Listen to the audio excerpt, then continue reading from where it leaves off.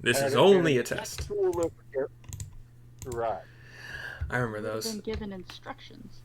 All right, so we had session 35 last week, and in that, y'all started at 8:30 a.m. You had 9 minutes left on the Grebo summon. I think there's still a good portion of that left because I think it's 8:37, so like 2 minutes left. You decided to enter the Manse through the hole in the southeast wall. A little bit of scouting happened. Neil found no signs of life, whether visual or audible. Dark rooms made it hard for him to see without dark vision, but no audible sounds. Y'all found the big open kind of atrium? No, courtyard? Courtyard, I think, would be a good word for it. Like an open air courtyard in the middle of this mansion. With a lot of vines growing out of a well. Like a lot. Grebo tries to talk to some plants here and there, both outside the manse and in. Doesn't learn a whole lot, except for that there are things in here. Sorry, there were things in here that were alive, but not orcs. So got some intel.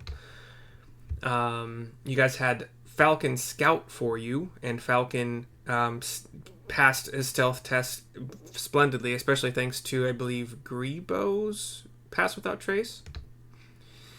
I think. Yes. And Grebo has been incredibly helpful. found a dancing orc in an otherwise pretty dark room, dancing in the middle of these lightning bolts made of dirt on the floor, with some kind of humanoid shaped sticks, twigs, whatever, that seem to be alive and just kind of forming a circle. You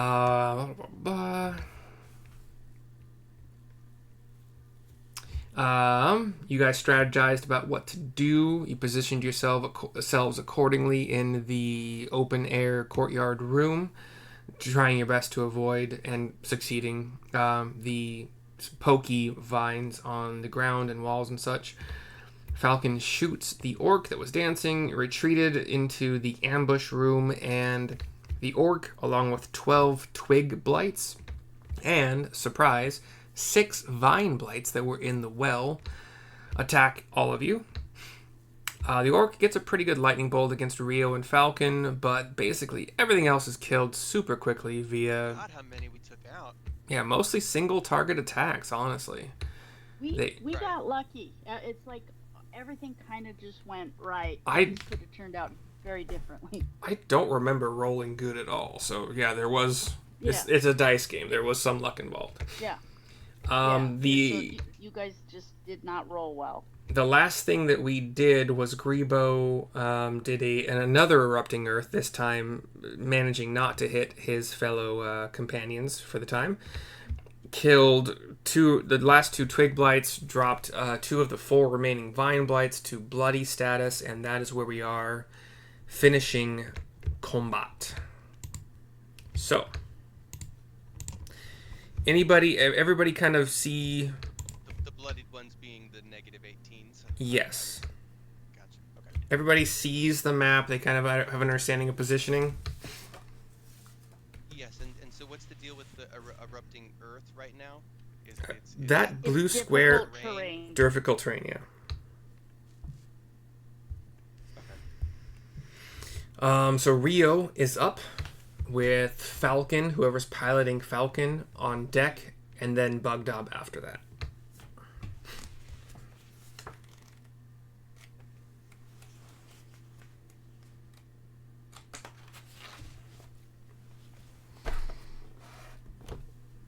It still tickles me to say Bugdob. It's a fucking hilarious name.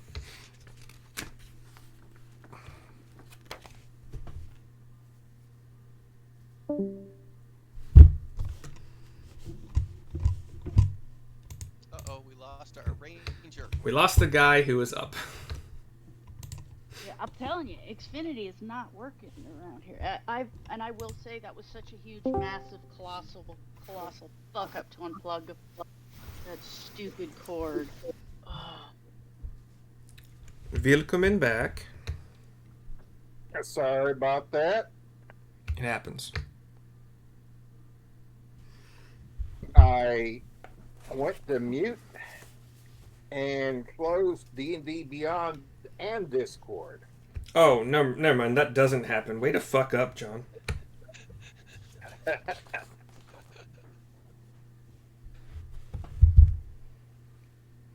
So I'm getting Rio back. Hey, take your time. I'm taking pictures of all the stat blocks I need.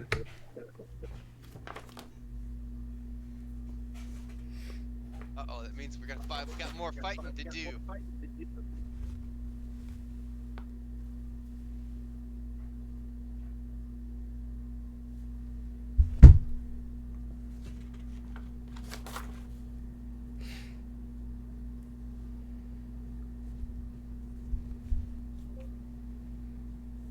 Had to want to shove the blight into the well, but The Blight? yeah. What's the Blight? I'm getting major feedback. John's mic is like open, so Called, it's. what are they called? Needle blights? Twig blights? You guys are currently fighting Vine Blights. Blights. You mean you know that the well is so packed with vines that they wouldn't really fall. Yeah. Fall, yeah. If it was something else, I would totally try to shove them into the well right now, but not these guys.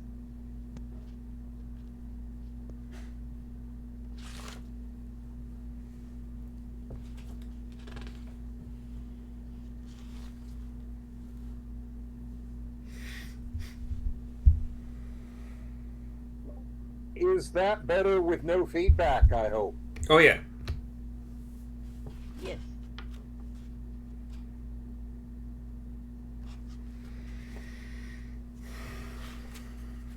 Okay.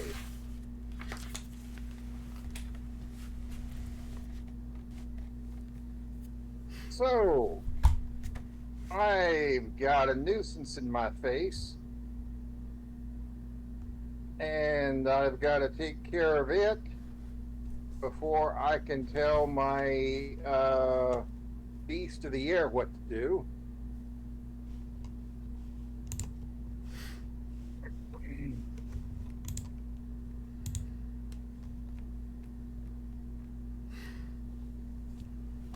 So it's time to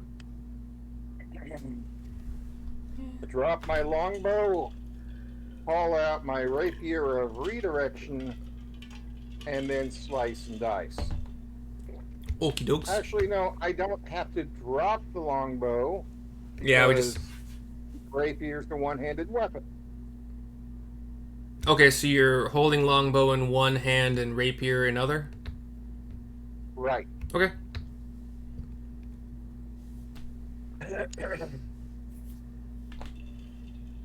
So, slice and dice time for the critter in my face. Okay. And that's a 21. Certainly hits. Has it been damaged before? It has. Oh, goody, Colossus Slayer. And that works for melee also, right? It's not ranged only. Correct. Okay. I don't think you've... Yeah. Apologies for the stutter on the damages.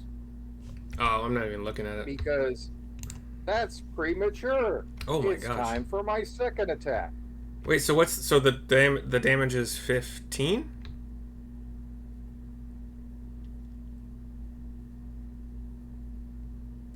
It Just- cleared, so I can't tell you for sure. Oh god. Okay. I've got It was close. I've got 3 different sets of damage expression here.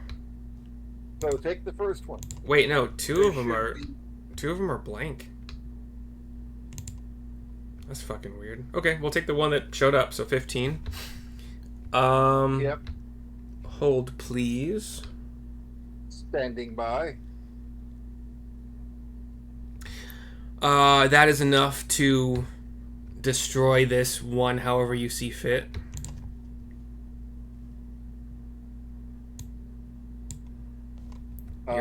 Spit it and then throw it over my shoulder, Works for me. landing between Grebo and Neil. Okay. So on Falcon, gotcha. Right. All right, and then next attack, I assume. Then I'll pivot around, attack the one that's being a pain over here. Okay.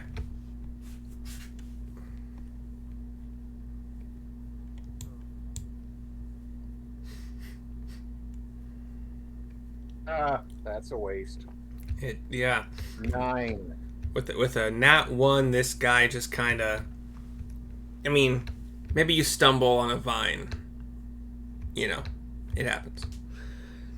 Movement. And now my beast of the air. But for your movement or bonus action, do you want to do anything first? Oh, I don't have to do anything. I just rotate it. Okay. But you don't want to use in any order more to movement attack or bonus. Right. Copy. Okay, so Beast of the Air. Did we? I thought we named him, didn't we? No? No, No. I don't recall. All good. I don't remember. We probably would have put it on Owlbear if we did, but Mm-hmm. So Beast of the Air comes over and slams into that nuisance. and it's an owl. Like an owl, somewhat. Okay, I thought yeah.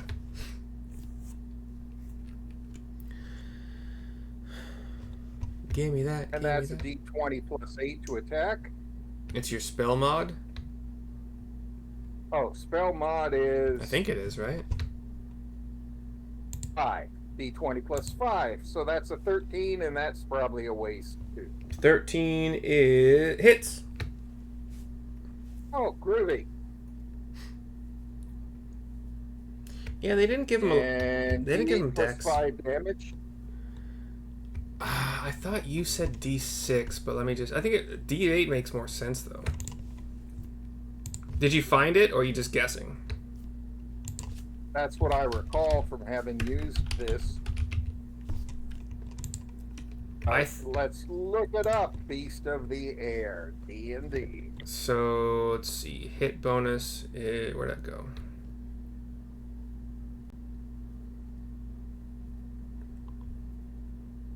Okay, yeah. So. Oh, okay. So damage is D8 plus 4 plus the spell's level. So that would be. It's a second level spell, right? Right. Yeah, so plus 6. D8 plus 6. Yeah. Where's the to hit? I know it's listed.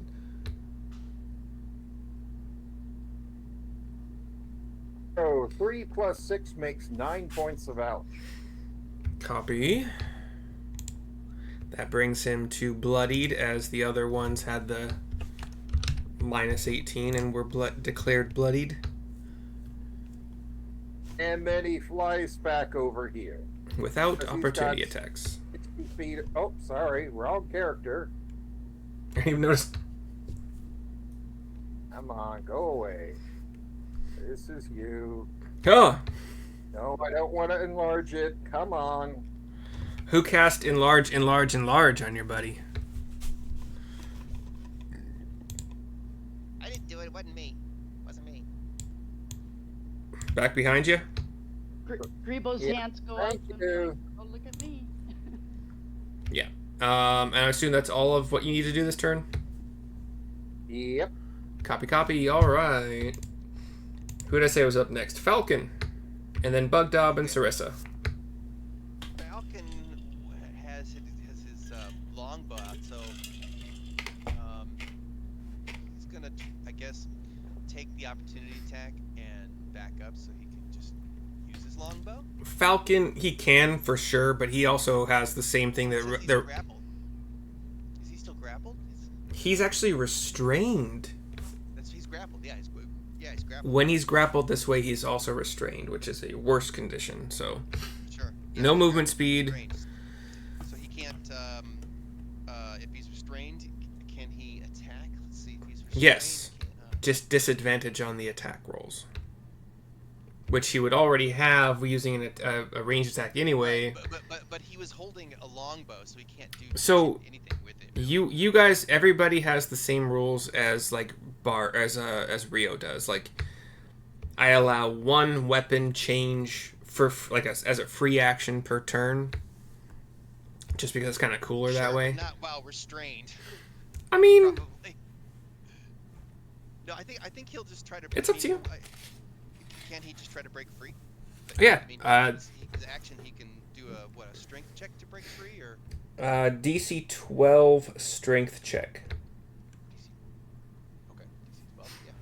What is his strength modifier? He has +2. Okay. Yeah, he'll try to do that. I rolled a 13 plus 2 is 15. Sounds like it's enough. Nice. So Falcon just rips himself free of the vines and takes a couple steps back. Okay. Yeah. That's probably all he can do. The Vine Blight will probably take an opportunity attack unless it says that he can't.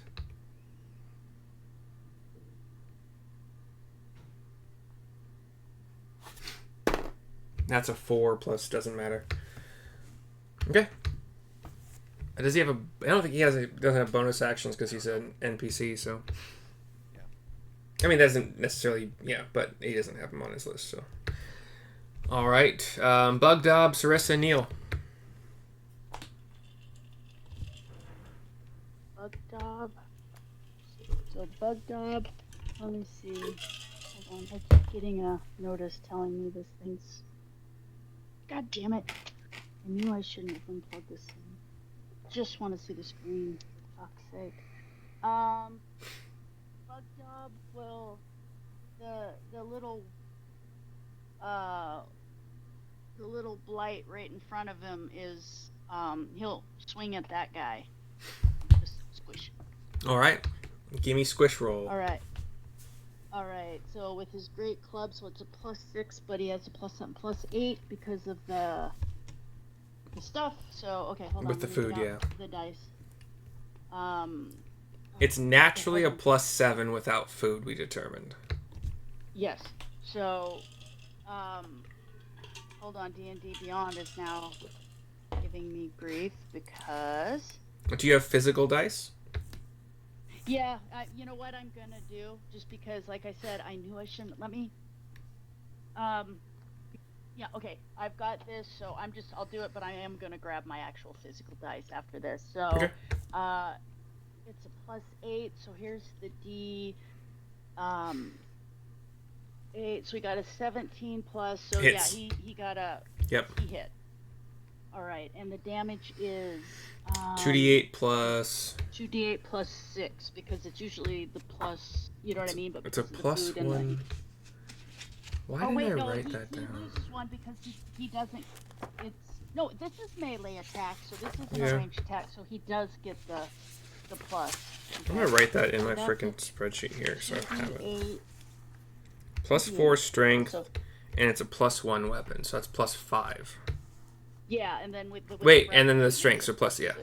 Yeah. So okay. So 2d8, 5. That's not a great roll, but 7. 8, 9, 10, 11, 12, 13 points of damage. And that is on the no one right in front. The one between him and Grebo, or the one to the 2 minus 9. Okay. And you said 13? Yes. Okay. Math. 22? Yeah. Yeah. Still looking bloodied. Unhappy. And, okay, and Bugdob, I think, only gets one attack. He's not a multi-attack guy. Until the end of this combat, we determined. Okay. So he'll just be like, but you'll have to say it, Riley, stupid twig. Stupid like vine butthead. Yeah. So imagine smashing a vine with a great club, like... Right? Not the smartest weapon, I would say, in this case, but... exactly. It's like Syrissa gives him a thumbs up. You too. Yes. Syrissa, followed by Okay. Neil. Okay, so Syrissa will throw a javelin at the number 2, the little bloodied guy. Okay. She's just gonna chuck her. Well, yeah, because he's right there. He could go Okay. after. So, oh shit, she got a natural 1. That's 2 from you guys in this first round. All right, Yeah. and this one comes back to you because you have that returning javelin. Yeah. So Syrissa's muttering, and then does where you do the 2 fingers at your eyes and then you point at the critter and then back, like, I see you. So Syrissa threw her javelin at where the vine blight was before Bugdob smashed it for a second. Yeah. So it goes over the head. Okay, perfect. So Syrissa will mutter and then And Bugdob looks at Syrissa like, sorry. yeah. 26. Let me check the AC here. Yeah, it hits, yeah. Okay, so yeah, like 26, does that hit? Yeah. And then maybe. But yeah. we've been over this a bunch of times though. It's Only is plus 7. is 'cause 20 you is don't get yeah, so it'd be 24, right? It still hits, but yeah. you have to make sure. So it's 1d6, but I got a 6. You did. Plus 7 instead. So it's not 14, it's 13 points. So how does this spear javelin thingy take this guy out? It literally just shoots through him, and he just kind of just poof. Separates into a twig version of a red mist. Green mist. Green mist, exactly. Right. Movement bonus. Um, You probably still have Shield of Faith up, don't you? yes.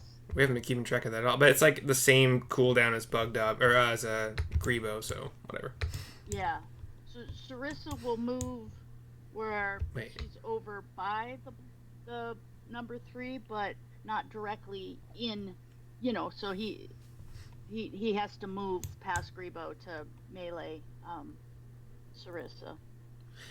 So, knowing what you know about how opportunity attacks work, he would not suffer any opportunity attack to get to you where you are right now. Oh, he wouldn't? Because he could just like rotate around Grebo and Bugdob, and Okay. he has to leave their melee range. Okay. Just But so I could get right up on top of him. It doesn't Yeah. matter where I am. He can opportunity me regardless, right? they haven't really been a problem at all. So Yeah. I mean, like, Yeah. Okay. Syrissa's gonna stay right where she is, and mutter to Grebo like, "Please don't bury me in earth." Neil. Jokingly. Yeah, he tends to do that sometimes. You gotta be careful. Yeah. You're friends. Yeah, but Grebo's a good guy. Yeah. Neil is up, followed by Grebo. Okay.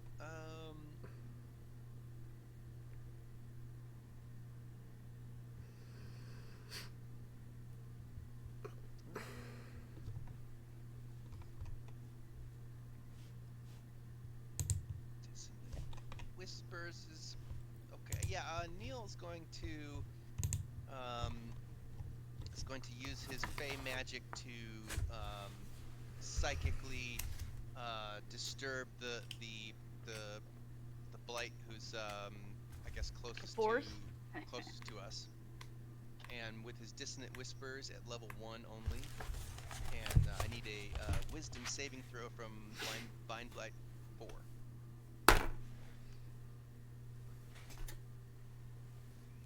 That can't possibly save 9. No, it does not save. Right. Okay. It takes 3d6 psychic damage. But dun dun dun dun dun dun dun. 3d6. Never gonna vine again.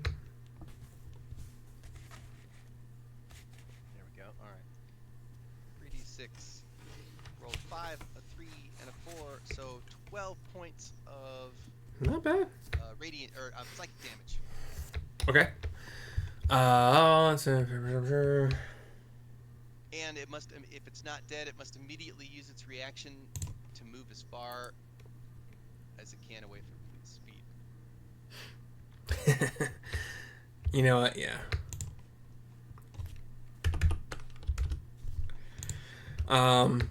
Not dead. Very, very last legs.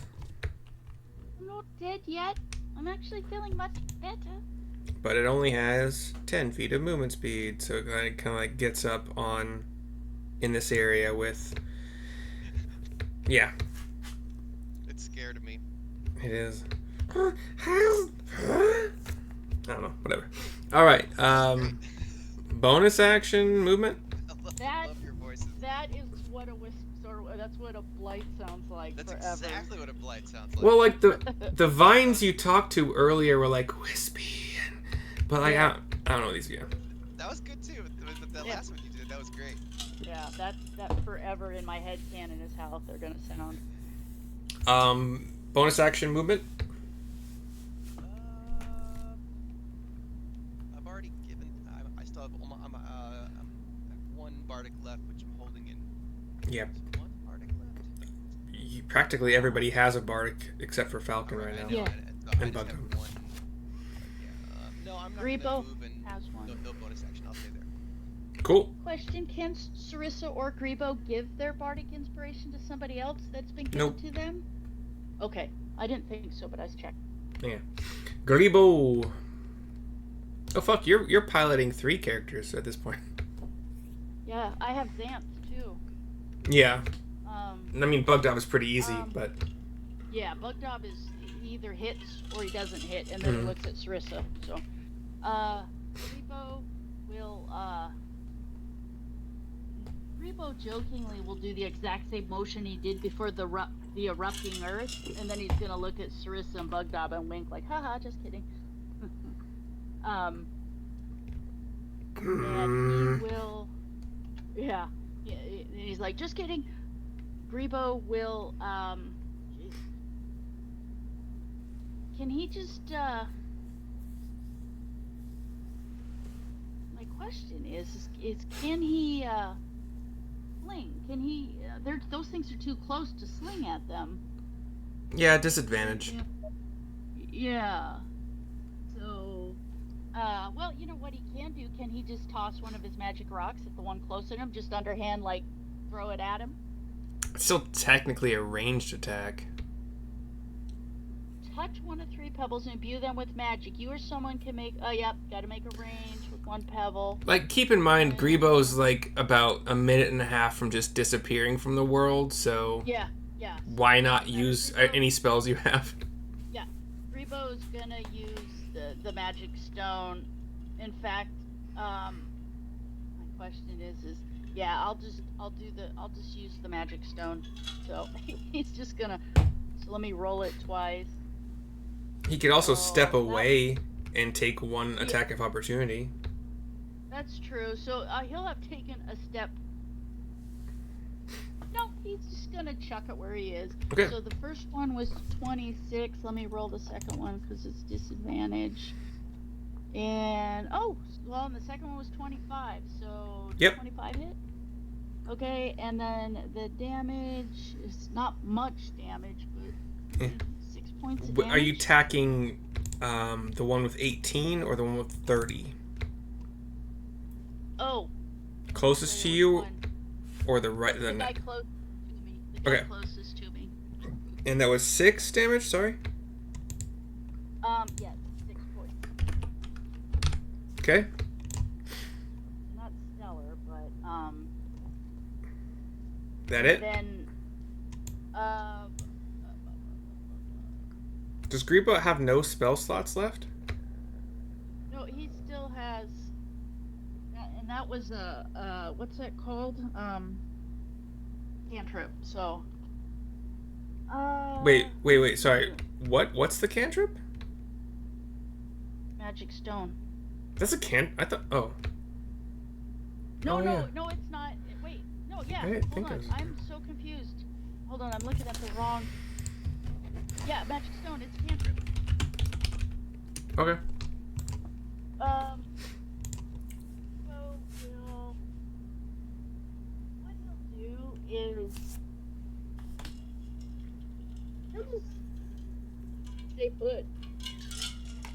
You know, like yeah, they're gonna do what they're gonna do. Because if he moves, he takes an opportunity attack. Correct? Yeah, theoretically. Okay, so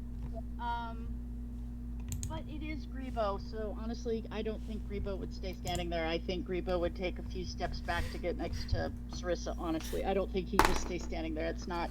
Nat 1! Oh, sweet. So, he steps back by Syrissa and just kind of, you know, and just slightly behind her, like, I'm not afraid.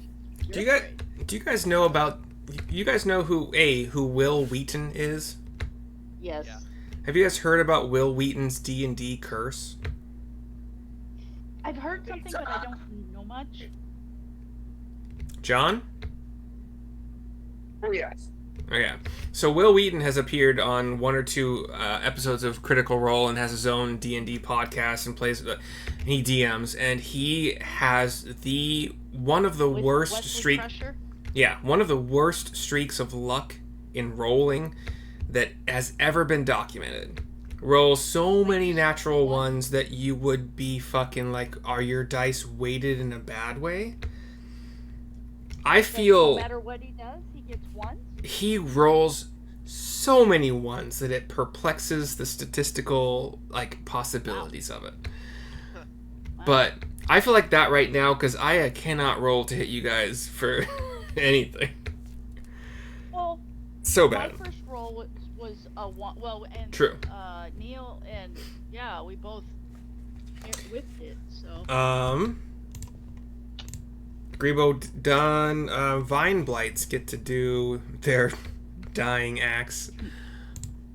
This guy, number 3, is upset at Grebo for the stone thing, and let's see. Hold on. There's a thing I haven't done with them that I'm kind of curious about, so let's do that. Other than die. Yeah, pretty much. Let me get a ruler. Yeah, okay, so number 3 is gonna take a swing at Grebo. Probably miss. Oh, nat 20. So that is... That hits. So 2d6 plus 2, so I'm gonna roll 6d6 and take the best 4. 6, 4, 3, 2. 3, 2. So 6, 4, 3, 3. So Grebo takes 10, 16 plus 2, so 18 damage. Okay. And Well, let go. he is grappled, and until he's also restrained while grappled this way. Is it 18? 18 points of damage. Okay, hold on. Twig Blight number 4 is going to use an ability that they've had this whole time I've never used. You guys see roots and vines sprout in a 15-foot radius centered on number 4, which gets all of you. However, Neil, would you say that you're normally on the ground? No. I would kind of You're a always be flying hovery around, guy. Okay. Then buzzing around, like, nervously. If I'm in one place, I'm sort of still kind of buzzing around. Number 3 is the one that's grappled Grebo, right? yes. Okay. If anybody else Number wants four to is doing the bind. wants to mark something on Grebo that he's grappled or restrained, actually that'd be nice. Each creature of the Blight's choice, this is called entangling plants, by the way. Each creature of the Blight's choice in that area when the plants appear must see DC 12 strength saving throw or become restrained. So I need a strength saving throw, and Falcon's is just... It's just the +2. I don't think Bugdob has anything bonus to his strength save, but let me check. Falcon gets an 11 then. So Falcon is restrained. Bugdob is a straight +5 with his food bonus, no extra save. And then you should have Grebo's stats, so I'll mark Grebo's restrained here. So it's a +5 when I roll for Bugdob, right? Because he needs to roll. Correct. Yeah, because his strength is not Grebo, Bugdob. Bugdob, yeah, is plus. So hold on. So Bugdob has already been listed as restrained. Did he fail and I missed it?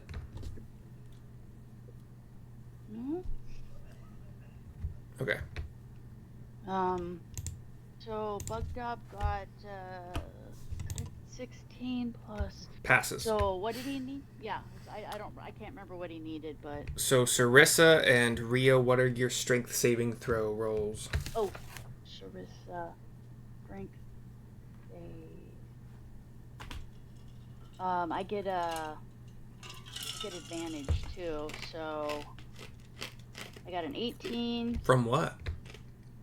and 27. The Dagger of Warning gives you advantage on saving throws. All of them? Yeah. Saving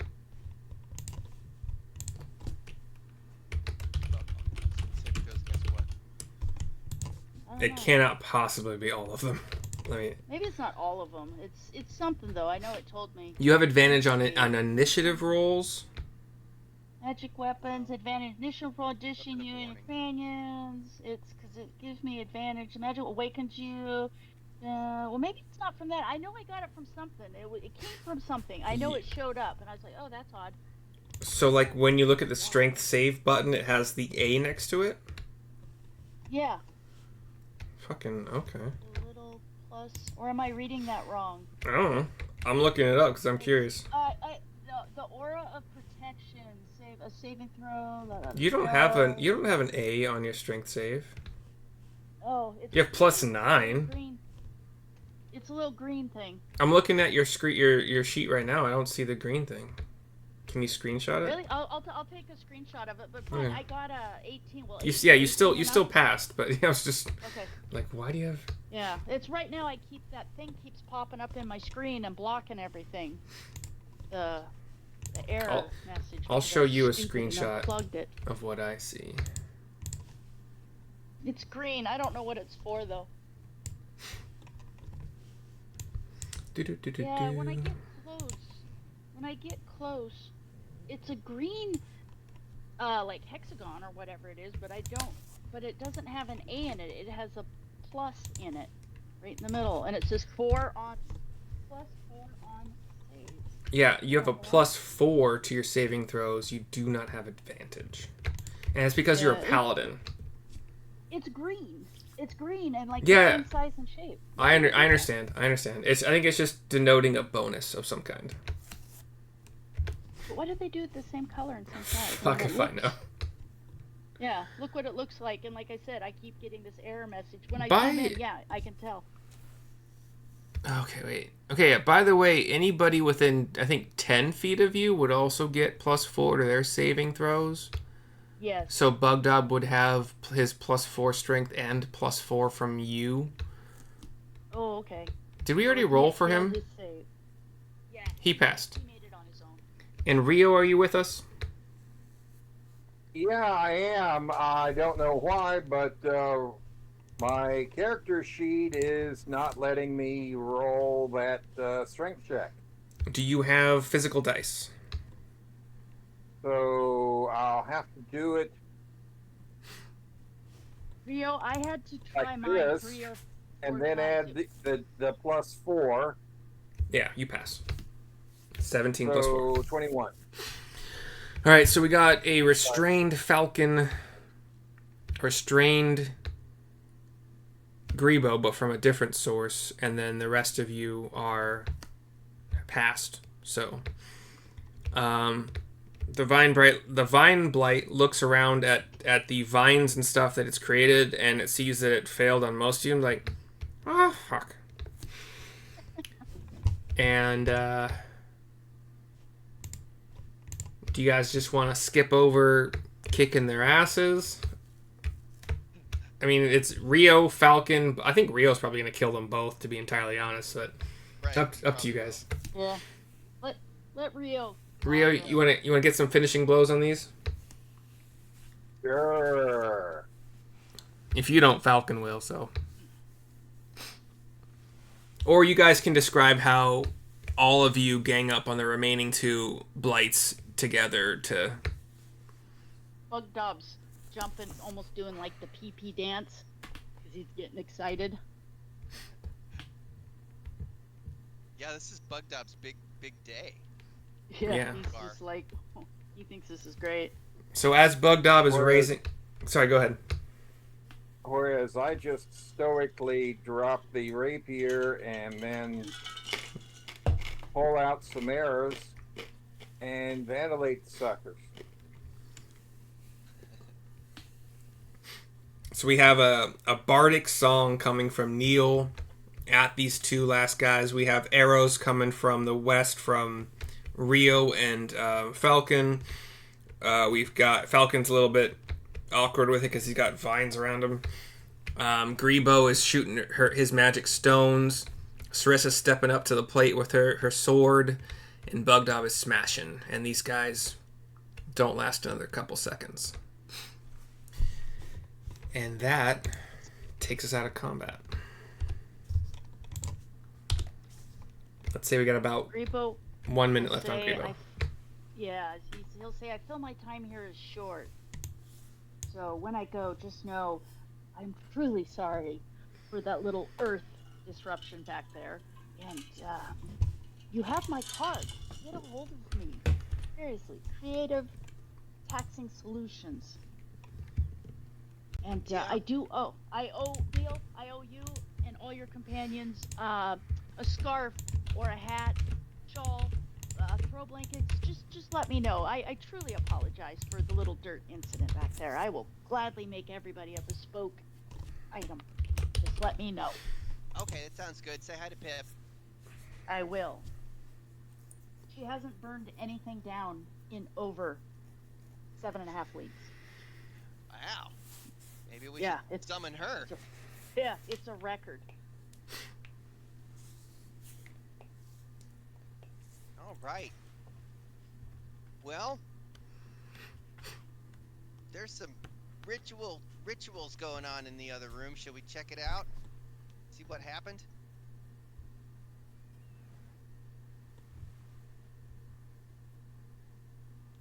Falcon, you okay, man? You're not scared, are you? No. Pretty good. Yeah, you're cool as ice. I'm actually kind of surprised we took care of all the orcs and everything else in this house without, honestly, a whole lot of wear and tear on our bodies. Yeah, I feel we were incredibly lucky today. But, well, not so much lucky as I did say a very substantial prayer to my God, and he always comes through for me and my friends. Any last things you want Grebo to do before he disappears? Spell-wise, whatever-wise? Yeah, because he's got... Yeah, his past grace will go away, but... Yeah. I don't know. I'm thinking, like, if he could just use something real quick to, like, clear out that well shaft, maybe? I'm just trying to think what he has that might...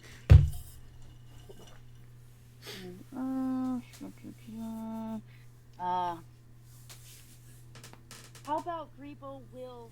Well, he'll real quickly say, do you want this to remain difficult terrain, or would you like me to clear a path for you so you can continue searching in the house? I think you could leave it as difficult terrain. Okay. Just might be nice to have. Yeah. exactly. Like I said, he can I can fly right over it. exactly. Spike growth. So I'm just trying to think if there's anything else that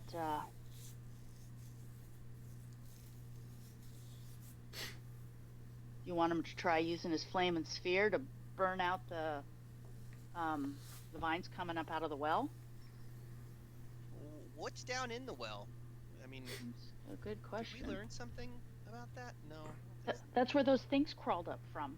Right, I know that's where those things crawled up from. Yeah. And I just don't remember if there's anything. Yeah. So, like I said, well, it's like about 5 feet across. So Grebo could use it, and as a bonus action, I can move it up to 30 feet, so I could burn at the top and then move it down. You know, try to kind of burn as I go to make it easier to get if we wanted to go in there and look. But it has to, you know. Yeah, I mean. Okay. How about if I look at the well right now, does it look like we are barred like entry into it completely, or there's so many vines growing out of it that even your small frame couldn't fit down there.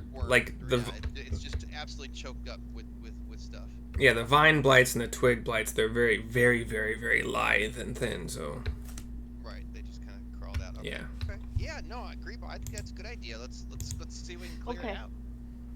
So Grebo, trying to make up for the little mishap with the earth, is so basically the vines would need to make a dex save of 14. Don't worry about the dex save. Okay, and so what he's gonna do, and can I add my bardic inspiration to damage? I can't remember. You can't usually, but sure, whatever. Okay, 1d8. So Grebo, because he's going away, so he might as well add it. So 7 plus. Wow, that's actually 7 and 6 is 13 points of damage. That's not bad. Okay. So he'll do that, and then what he can do is he can move it because it's 5 feet and it's round, but then he can move it down and burn again. Do you know what I mean? During the spell, he can. Bonus action, move it up to 30 feet. So from the 5 foot around area he's burnt, because he started at the top of the vines, he can now move it down, and burn another 5 foot cube further down. Does that make sense? Mm-hmm. Hold, please. Yes. That doesn't help. I can't think.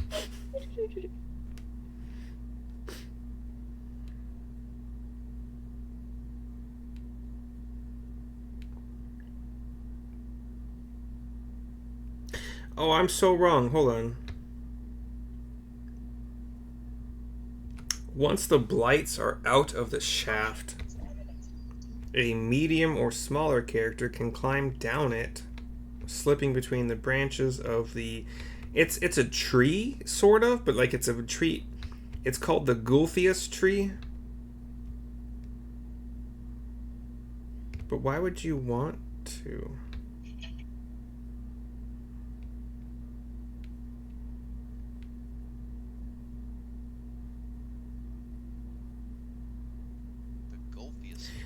G-U-L-T as in Tom, H-I-A-S. Gulthius. Gulthius tree. The Gulthiest. You said G-U-L-E. Gulthius. Gulthius. Oh, Gulthius. So G-U-L-F-I? It's a... T as in Tom. Out of game, it is a reference to another module called the Sunless Citadel. Gotcha. I knew when you said that, I recognized that. It is from it's a reference to another module. There's really nothing happens, I guess, because it mentions that if the moon is blood red, then things can spawn from it, but like none of the rest of the book mentions rolling for the current color of the moon, and so I don't even know. Well, and it's the middle of the day too, so yeah. That's where you determine that. And in fact,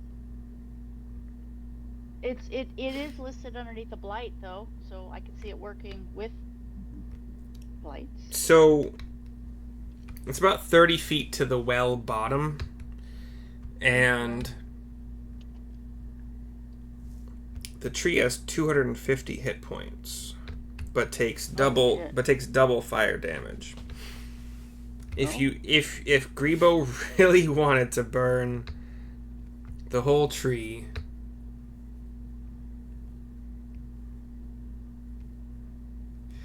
with a time, at least get a start to it. Do you know what I mean? Yeah. Like, start and get a So- good chunk, and so Grebo, go. so Grebo's sphere of fire does indeed start burning and burning and burning its way down.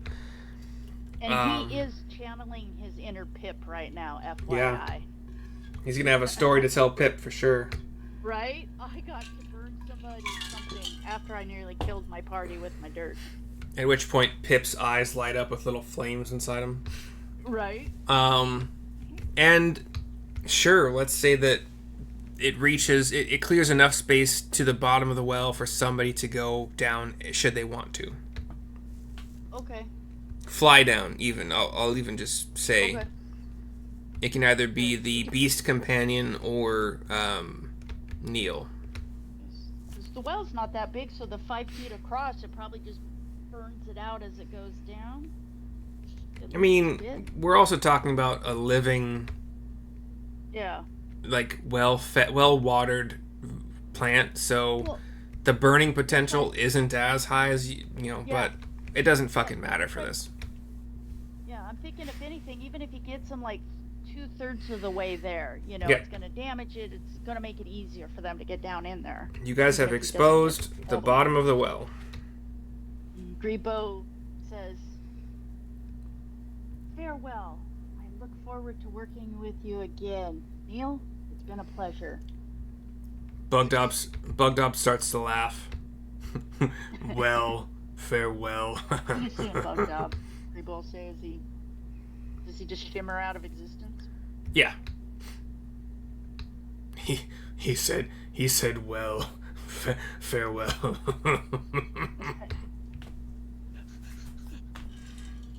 Syrissa smiles and pats Bugdop on the back.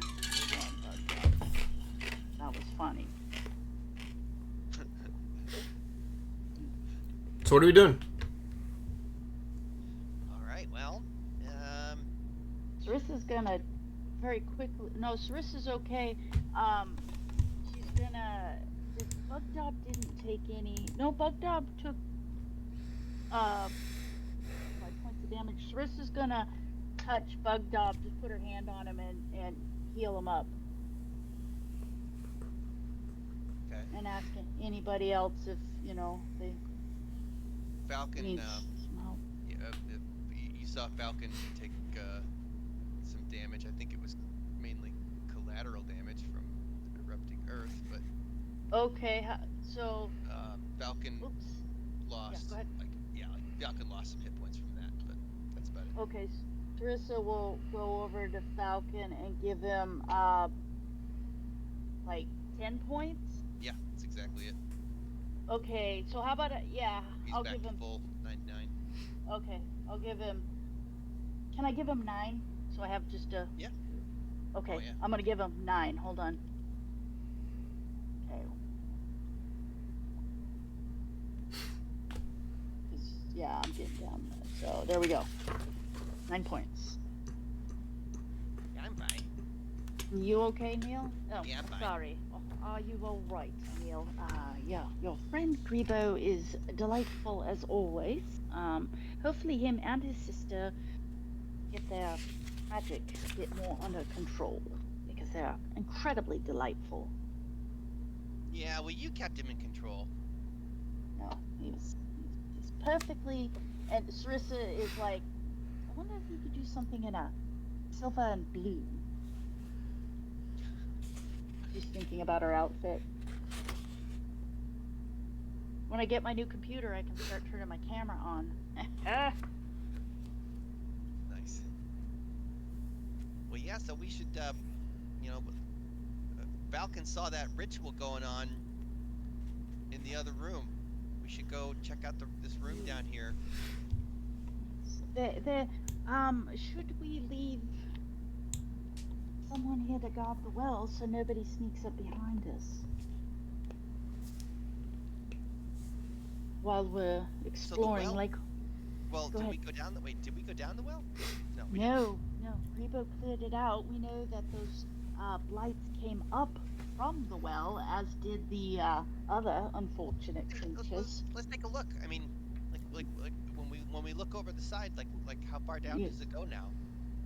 Yes. Bugdub happy to stay in this tall area other than go in house. So if you want Bugdub, guard well while you explore.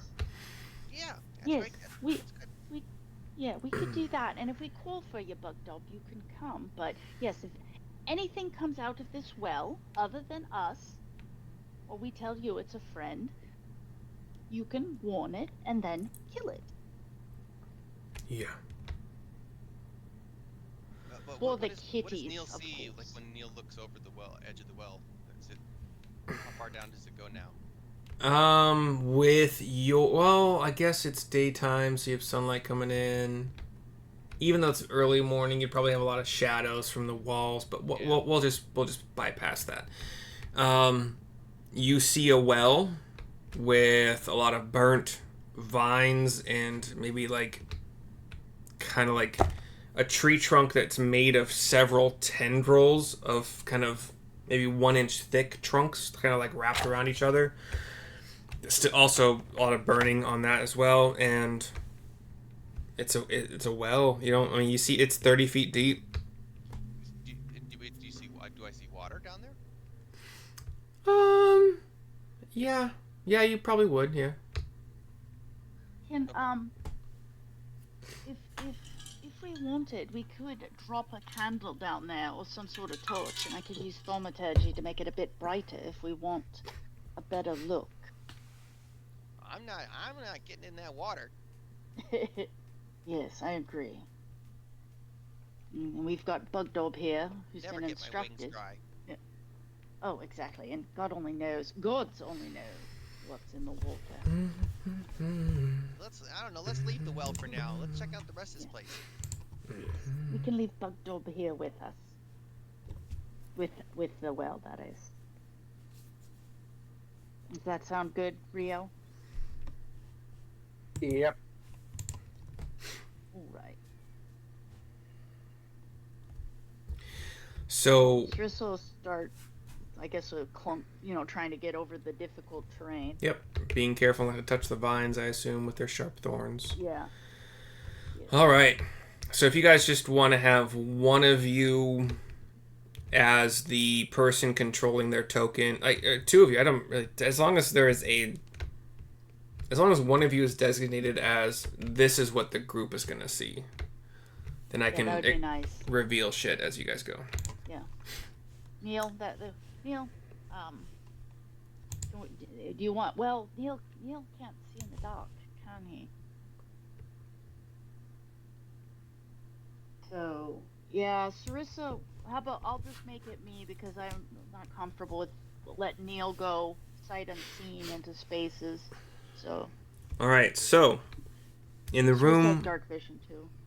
in the room that the orc came out of, what used to be some sort of laboratory lies in ruins, its furnishings broken and heaped against the walls. In the middle of the room, painted on the floor with mud, is a 10-foot wide symbol depicting 3 lightning bolts joined at their tips. Where the lightning bolts converge, Falcon saw the half-orc doing a weird dance and eating the entrails of a dead possum, and all of these, the twig figures. And that's about it. I think these 2 things are doors that are currently closed. Syrissa will do this symbol, like follow me, gang, and Syrissa's gonna do the hand sign for let's investigate this room before we go further. Just quickly and quietly investigate the room to see if there's booby traps. Is this a fireplace here in the south wall that Neil's looking at? Yes, that would be a fireplace. And is there a second floor above us? Yes. Can Neil fly into the fireplace? Is the fireplace big enough for him to like fly in there without getting filthy? I don't know if you're... Yeah, definitely not without getting filthy, but I still think a fireplace... He wouldn't do it if Okay. if he would get dirty. Hell no, he wouldn't do it. In general, a fireplace isn't that wide anyway, I think. I'm not... No. Yeah. Alright, so Neil will check out these desks and these tables and papers and stuff over here. You guys Be, search all the things in this room. Let me kind of just like progress some clocks here to kind of accurately represent where we are. We got Grebo gone. By the time you're done searching all the things in this room, giving, you know, a good amount of look, but not like a billion minutes, you don't find anything aside from just like... You don't really find anything of interest at all. Unless... I suppose we should open these doors. Can we inspect the doors to make sure there's no like booby traps or anything? Yeah, sure. Yeah. Give an investigation. Who's the most perceptive here? Like, I'm guessing it's Rio. 8. Okay. So, Syrissa will... Holy shit, and that one. So So, here's the deal, though. When it comes to, like, checking for traps, you don't technically know that he failed in character. Oh, okay. So... Well, I rolled a 1, so yeah. I don't even know.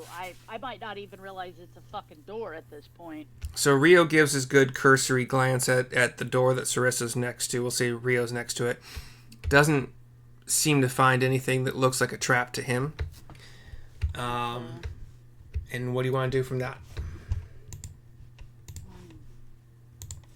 All right. Do we want to try to quietly open the door, or do you just want me to kick it in? Then again, we don't know. Can we go over to the other door Sure. and look at that one? Sure. Like, does it seem like they're two doors to one room, or does it one look like a closet door and one looks like a room door? Or are they identical doors? Do you know what I mean? They're just identical doors. Okay, they're identical doors. So Syrissa will like motion. Maybe these are two different rooms, and so she does a perception and she gets a 14. Okay. His and hers bathrooms. You also don't notice anything that looks like a trap on the door. All right. I think we try to quietly open the door rather than kicking it in.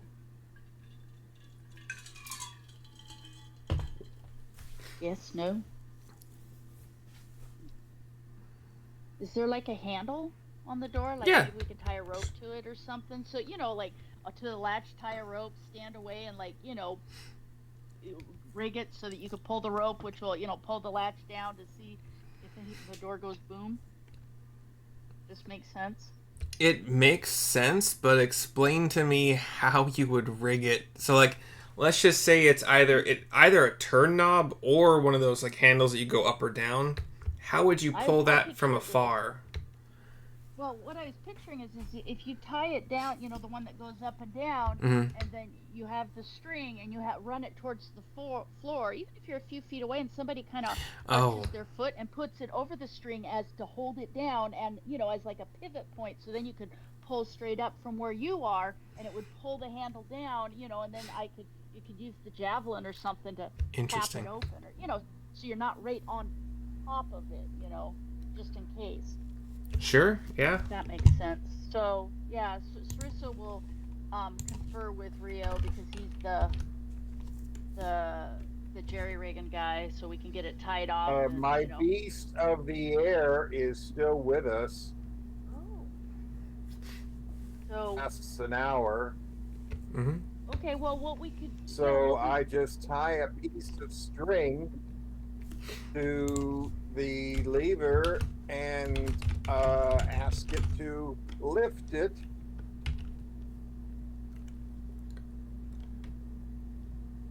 It has a strength of 18. So Oh, yeah. it certainly can do that. The beast of the air has no. So you want it to So you want it to be. The ceilings are like 10 feet high, I think, which seems high. So you want it to be pulling up from the ceiling, like from as close to the ceiling as possible on the door. It's kind of like pulling up and then It can pull at a 30-degree angle and 8 feet. It still work. Okay. And then where do you guys want to be positioned for this? We're doing the one to the west, right? That second one we looked at. So Syrissa will blast it herself. No, she'll kind of stand over this way. So if it blasts out, she's not going to get shrapnel. So this one right here, Yeah. I'll be back here. Put yourselves where you think you would be. All right. And then the beast at a 30-degree angle would be like roughly here-ish, but up against the ceiling. All right. The beast with the string tied to it strains, not hard, against the rope on the handle. The handle pulls up, and then given the angle the beast is at, the door opens.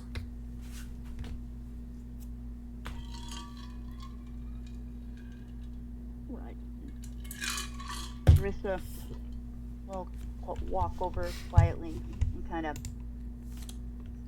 look and just, with the end of her spear, just kind of push the door open a little and kind of just peek in. Well, it's a pull door, so but you pull it open, yeah. Sweet. Well, that makes it even easier. So otherwise the beast wouldn't have been able to do it at all. Yeah, pull is great. You see that? Stairs? There's a spiral staircase, and I would describe the rest of the room if you wanted to step in. Syrissa will she will pull her little tiny shined up what passes for a compact mirror that she occasionally checks her makeup with, and hold it up and stand with her back to the door jamb and hold up the mirror so she can see what's down on the the other side of the room down this way.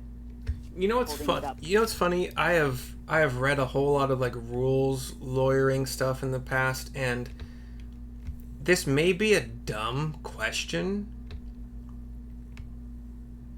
but would dark vision work differently in a mirror than it would directly viewing something?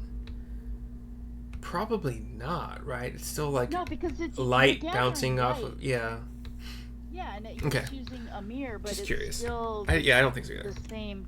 No, but it's a good question. Like, So Syrissa holds the mirror out and pans it around the room, getting a good view.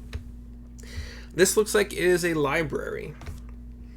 It is two stories. This room has a 10-foot high wooden balcony forming its upper level, reached by a wooden spiral staircase curling down to the flagstone floor, the floor that you're on right now. Tall, empty bookcases line the walls, their shelves mostly bowed and broken. On the lower level, east of two pillars.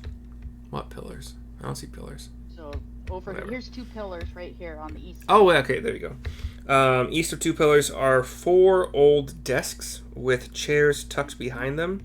A few moldy books are scattered about. Okay. Syrissa will just do let's go in, guys. And if she walks over, is there any way that she can crack this window open in front of her, kind of push it out to let some natural light into the room, just quietly?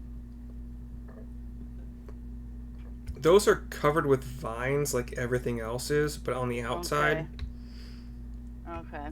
I would probably rule that you would have to cut the vines from the outside. Okay. All right. Well, we're going to need a torch of some sort.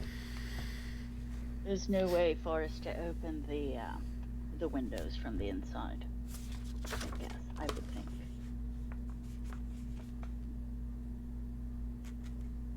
Unless we want to send Bug Dob around quickly to yank the mines off and then get back, but then nobody would be. Are you just looking for a back dotting. door out? Well, natural light and a second way out, but mostly the light. But Is it pitch black in here? There's about the same level of light as in the previous room. There's no opening up top. It's like it's a closed second floor. You can deduce it's So it's- yeah.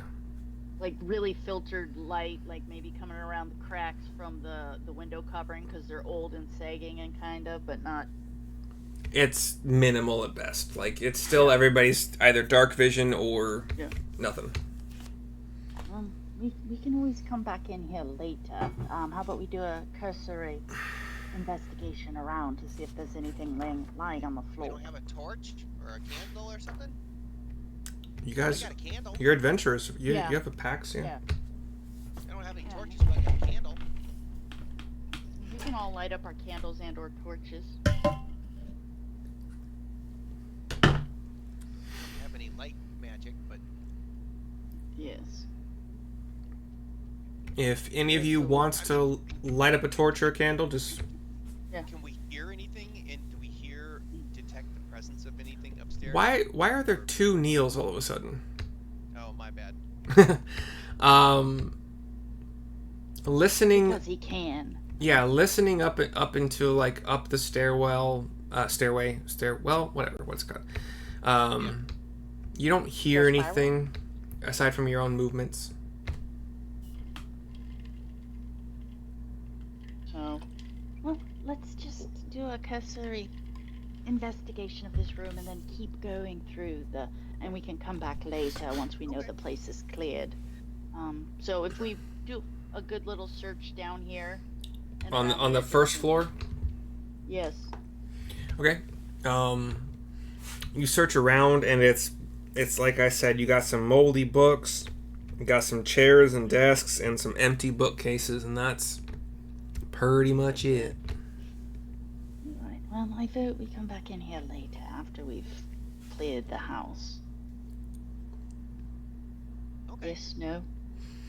So let's That's a good idea. Yes, let's head to there. There was doors on the far side, the north side of the courtyard, where Bug Dob is. We can head back out that way and go see what's in that area of the house. Who wants to be the lead token? Syrissa? Yeah. Okay. So just keep, you know.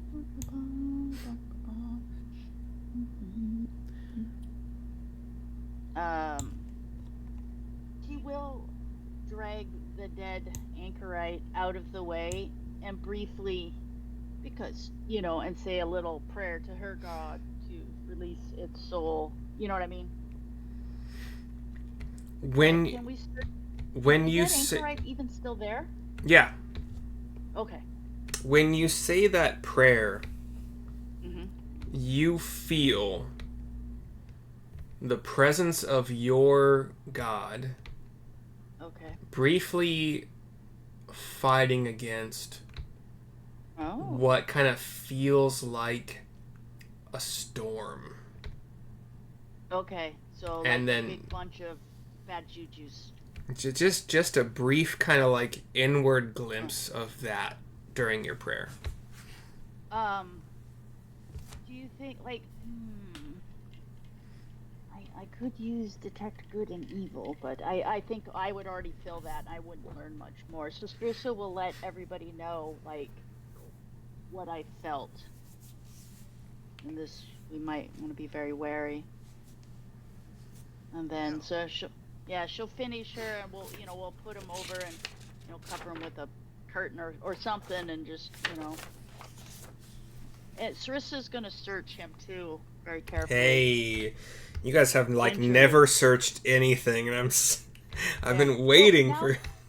Now that I felt that now that I felt that with my god, it's Syrissa's like, huh? Like so she's It's really why I excited. leave the tokens on the map that are upside down, that are like searching twig blights and vine bites. You're not going to find anything but orcs. Right. Maybe. Yeah. Give me a. I don't like. You guys aren't in any kind of rush. However, give me a DC 5 or higher investigation check. Okay, investigation. Because even if you're not in a rush, you could just like. My modifier's +6, so. Yeah. Well. Yes. Oh, woohoo! 15. Good. He has a map. Okay. It is a map of Neverwinter Wood. It shows the location of the Circle of Thunder, which we've already talked about, and you guys already know exactly where it is, because I am unable to not tell you these things. And what was the Circle of Thunder? It is a kind of like Stonehenge-esque area to like the northeast, not too far. Yeah. Okay. We'll definitely tuck that away. And let's also say you would find a. He has a necklace on him that has like a boar symbol. Okay. And kind of like Does it feel it's like clay colored, but also has like some streaks of like blue paint here and there. So You don't get anything evil from it. Amulet. Okay, a clay amulet with a boar. I mean, it's a clay figurine on a necklace. Okay, Clay boar figurine, necklace. Clay figurine of a boar with blue streaks.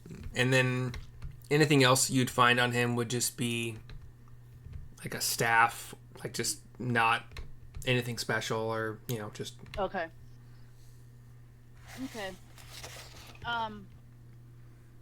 It doesn't seem to be like a magical staff or anything, but no, like a focus of some sort. You would probably deduce that the figurine would be the focus for the most part. Okay, well, Syrissa will do the standard where you wrap your hand around and you pull real hard and snap the necklace off the neck and hold it up, look at it, and kind of step out into the courtyard to really get a good look at it. Mm-hmm. It gives you then, a non-damaging brief shock, and that's it. Syrissa, for a split second, her hellish rebuke almost naturally fires up. Just, you know what I mean? And then she calms herself down because she doesn't want to fry it, and comments to her party, and then, sticks it amongst her items so that they can that in the map so we can deal with it later. Right. Where to next? She'll come clumping out and let Bugdop know what we're doing, and then head over and then whoever has the best perception and investigation come eyeball the door.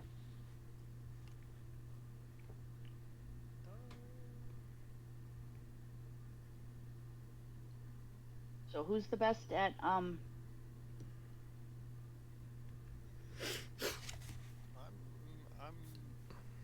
+6 investigation. 8. Here you go, Rio. Yeah. Yeah. Okay. So Syrissa will. So my investigation's a 1. Okay. So. I thought I could hold it. I thought I could hold it. I thought I could hold it until I break. I gotta pee really quick, so. Yeah. Well, Syrissa will still check an investigation too, and I think Neil should also. So just. Yeah, this is a closed, like a wooden door. Oh, I got a 19. Woohoo! There you go.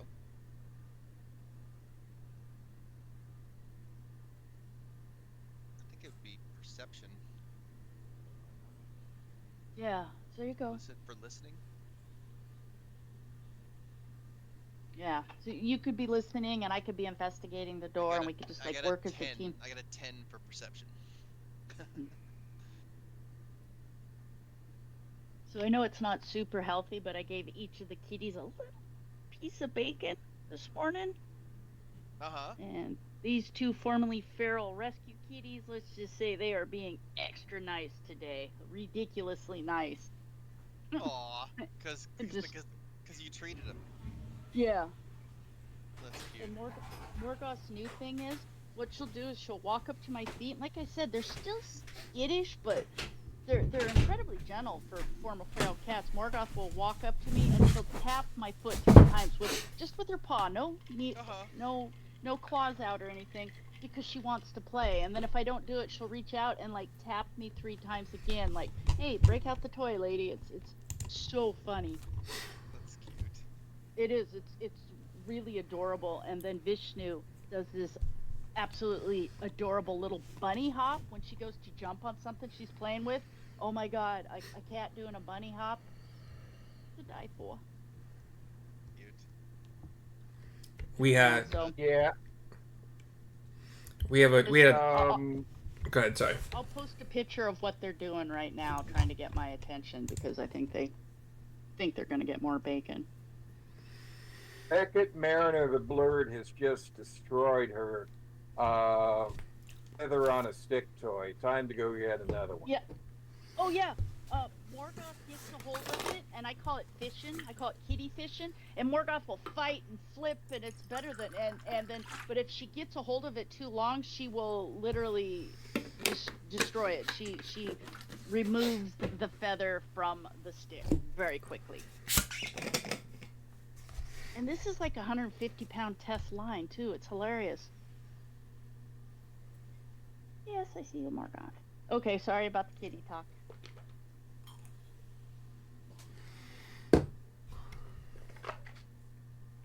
You can see in the picture, though, these cats are closer to me now than they have been ever. All it took was bacon. I'm telling you. You satisfied their feral need for meat. Right?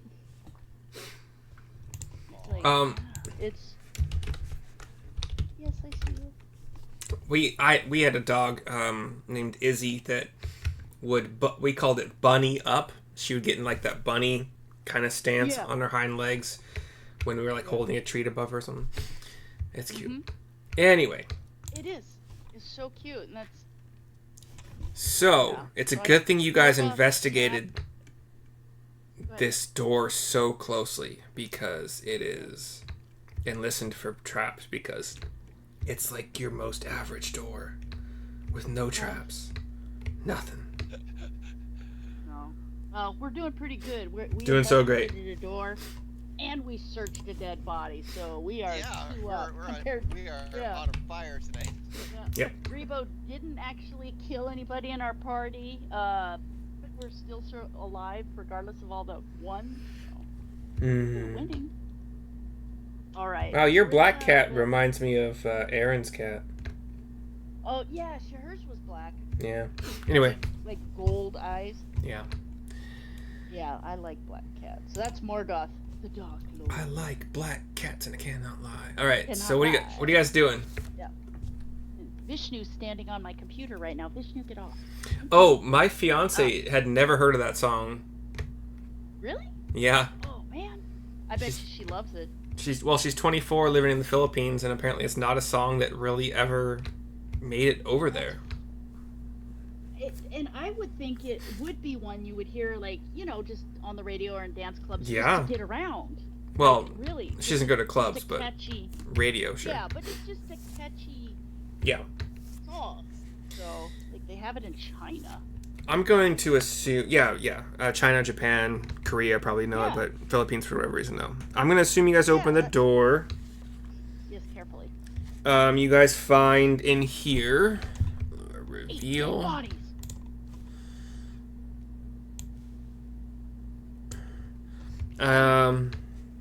The walls are covered with crude drawings in blood, that depict boars chasing stick figure humanoids. There's a fireplace that dominates the south side of the room. Wait, am I reading? Yeah. So it's that. You guys can see it's right next to this vine here. Smashed wooden dining table lies in a heap in the eastern part. 6 broken chairs.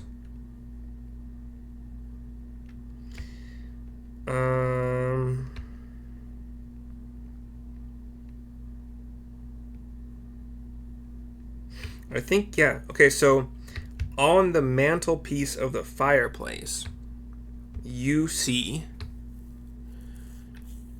4. Yeah, we're gonna go with 4. So 4 stick figures. Oh, Justin, are you still here? Yes, I am. Cool. You see 4 stick figures. One of them is kind of depicts a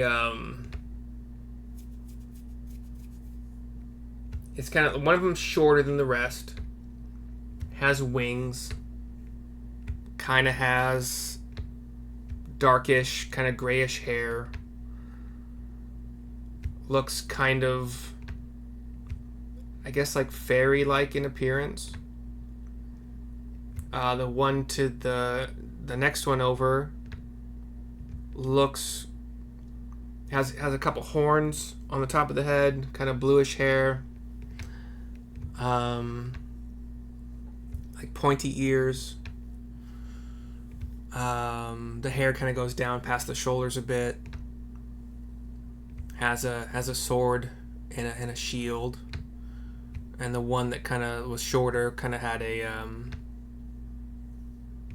flute. And then the next one over has pointy ears. Kind of. I'm going off of tokens here, by the way. I cannot remember for sure what you guys described your characters to be, but the next one over looks pointy ears, long flowing dark hair, kind of green vestments, has a bow in one hand and an arrow pack on its back. And then the 4th one is bigger than the rest of them. Has on its, like, strapped to its back, like a little great sword and a little great club. Has, like, what would be the equivalent of what looks like plate armor, but it's probably, like, made of leather and just colored that way. Oh no! Guys, we've been cloned!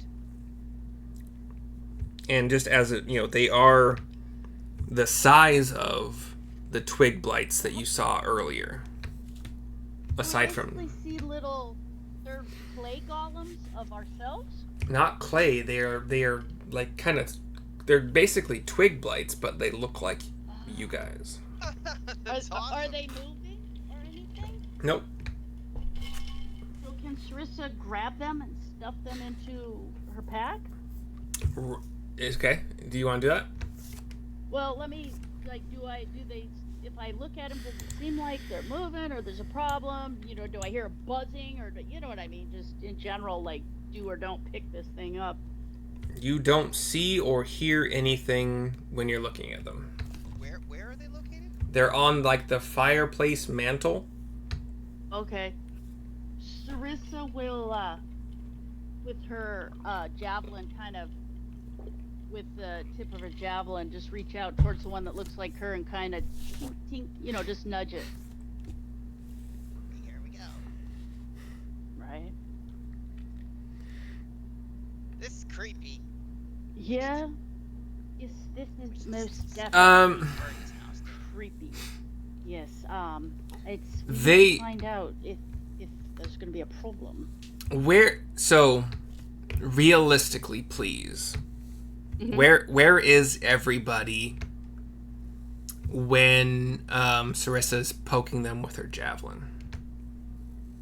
Syrissa's probably about 8 feet away from it. It's a javelin. You shield up. Oh, I see. Yeah. You're trying to, like, stretch to the. Yeah, that's like I said. That's why I'm reaching out with it and just literally just nudging it with my shield up, and you know I might even be crouching a little bit, like, okay, let's see how this goes. Or before I do that, I might say, Actually, what I might say would be like, Rio, perhaps we could have the flying dragon fly over there and grab one of them to retrieve it for us. So hold on. You're changing the narrative. You originally said that you just poke one. You can't change it up now that you think something's gonna happen. Well, like I said, okay, that's fine. I'll flip the table up. Like I said, Syrissa is cautious, so I would like flip the table up, get the javelin out, get the shield ready, and before she poked it, there's no way she would just walk up there and grab it. So none, zero. In the future, you said that you poke it, and I being the nice DM was like, okay, where would you be? Giving you a chance. So like, if in the future, if you say you poke something, it's fucking on. You didn't say that you were crouching and hiding behind a table and your shield. I'm not gonna assume. I'm not gonna assume anything about you and your character. Okay. What you say is what you do. I'll be incredibly pedantic. Please. How long do you think a javelin is? 4 feet? 3 feet? Because this is 3. No, this is a very, very long one. These javelins Syrissa uses are nearly as big as she is. They're tall. They're well, that would be more like a spear. Yeah, like you get from javelin to spear at some point. My name is Syrissa. That doesn't mean anything to me. Syrissa is the Roman word for like a 30-foot long spear. Okay. That they used to use. So Justin, you're muted. I would have it as long as possible. Well, yeah, but a javelin is described in game terms. It's like you can't just modify that. I mean, I do allow modifications, but like stat block, whatever. Yeah, just because I had it. So I'm trying to picture like what the difference between a javelin and a spear and a pike. Like a pike is like 10 feet because you have reach with it, but is that a pike? Yeah, like right here, a javelin. 5 feet? Spear. The javelin thrown a track, and well, this one's for that. It's 2.5 meters long, 8 feet. Oh fuck! So that's what I'm picturing in my mind is a javelin, which is nearly as big as I am. It's very long. If a javelin is like 8 feet, then how fucking long is a spear? Well, a spear is just like it's like saying it's the difference between saying tomato versus fruit. Fruit could be a lot of things. Tomato gives you a more specific picture. So it's a spear versus you saying it's a javelin. But so yeah, like I said, it's about 8 feet long. And of course, fucking D&D Beyond, a javelin is 2 pounds, and that's all you get. no length, right? Okay.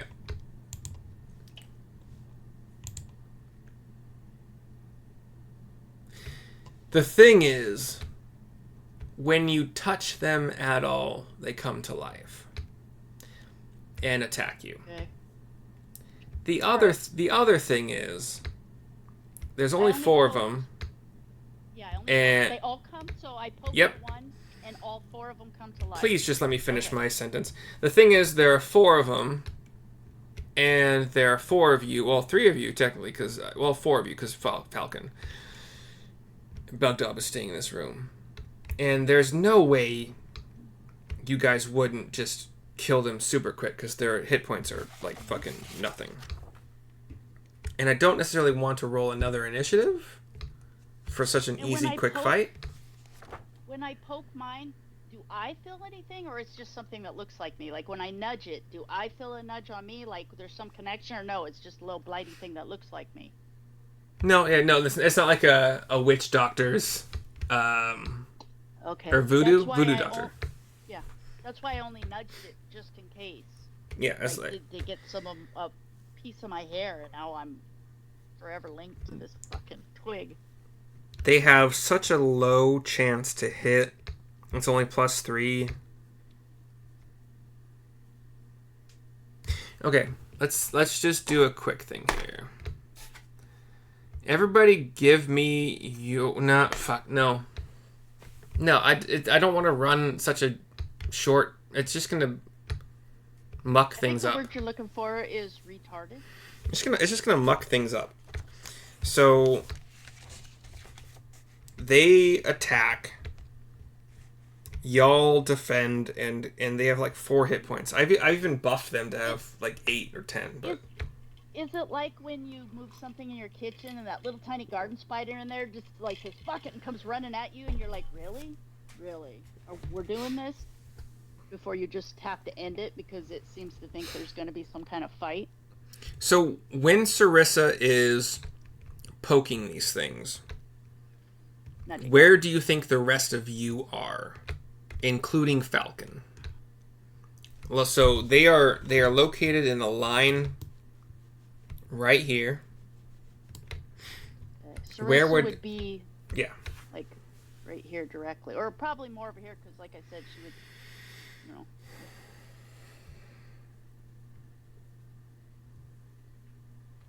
Neil, we still can't hear you. I see you like exclaiming that you don't understand why. I don't know either. I didn't turn you down.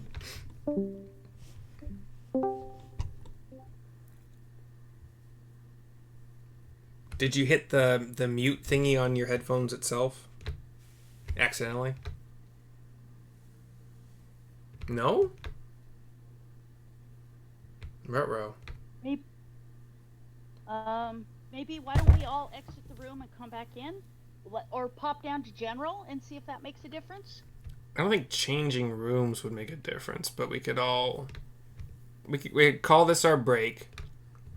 Pop out, pop back in, and we'll see what happens. So, break, audio issue, troubleshooting, and let's say about 5:05 your and my time, Neil, or 3:05 Pacific time, give or take. Yes. All right, see you guys later.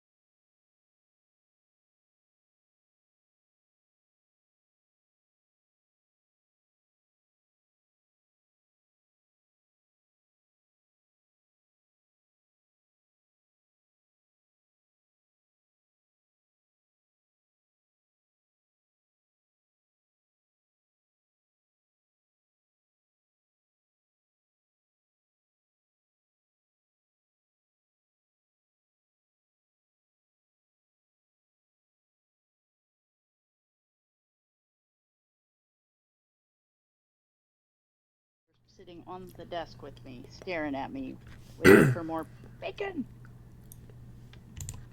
All right, so please, honestly and accurately place your tokens where you think they would be when Syrissa does the poking, including Falcon and all fucking 3 Neils. I don't know how you keep copying. Are you like holding a button down? Just like, are you holding control or something? I don't know. You're muted. I'm doing a roll 20 thing in my head. Ah. I'm doing like a hotkey.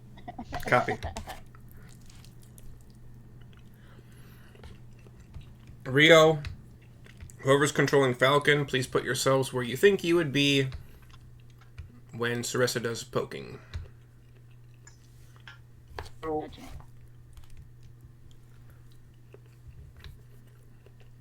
Who's Falcon? Is that... Okay, yeah.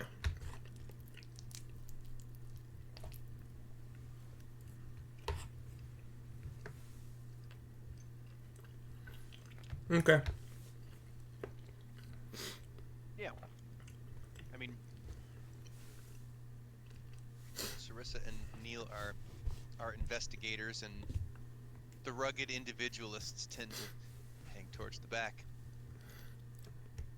I can accept that. All right, so I'm gonna leave it up to your dice rolls here.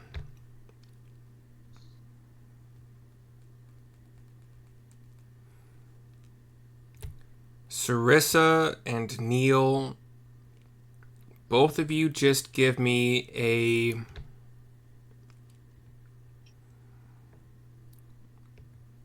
D20.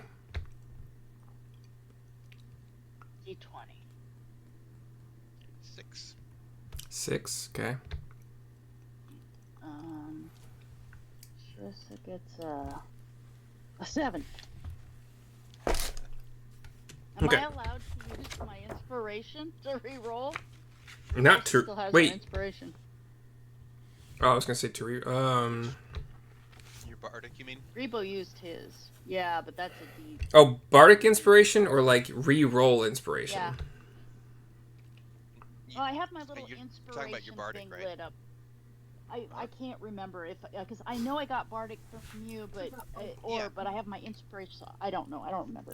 Just like we have not been handing out a whole lot of inspirations in the last few weeks, so just make sure if you use it, like mark it off. But like you also don't get one at the beginning of every session, so like that's not a thing. That was Andy's thing, but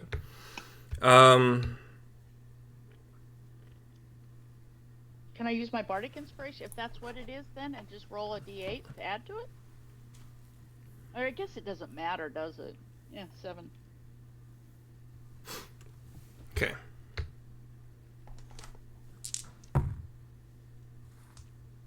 You each take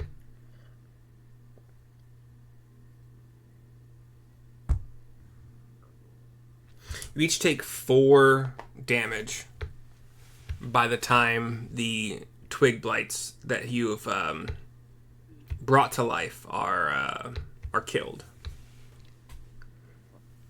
Fair enough. Ew! Okay.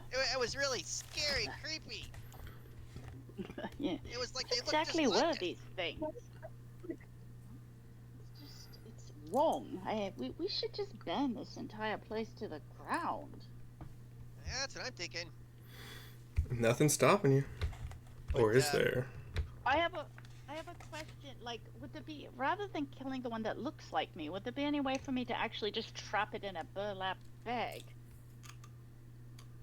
Or is it screaming also and just making all kinds of noise and... I mean, I would rule that at some point in time in this house, if you felt like it, you could pick up a burlap bag, but that's not generally something you would have on you, but Yeah. sure. And secondly... It's if I going to have be it in a struggling the sack, entire let's- time. Well, if I grab the amulet that the orc was wearing and hold it, put it around my own neck, makes no difference. if you put that amulet around your own neck, you will once again feel... I don't know that I would do that, though. Yeah. Oh my god. Yeah.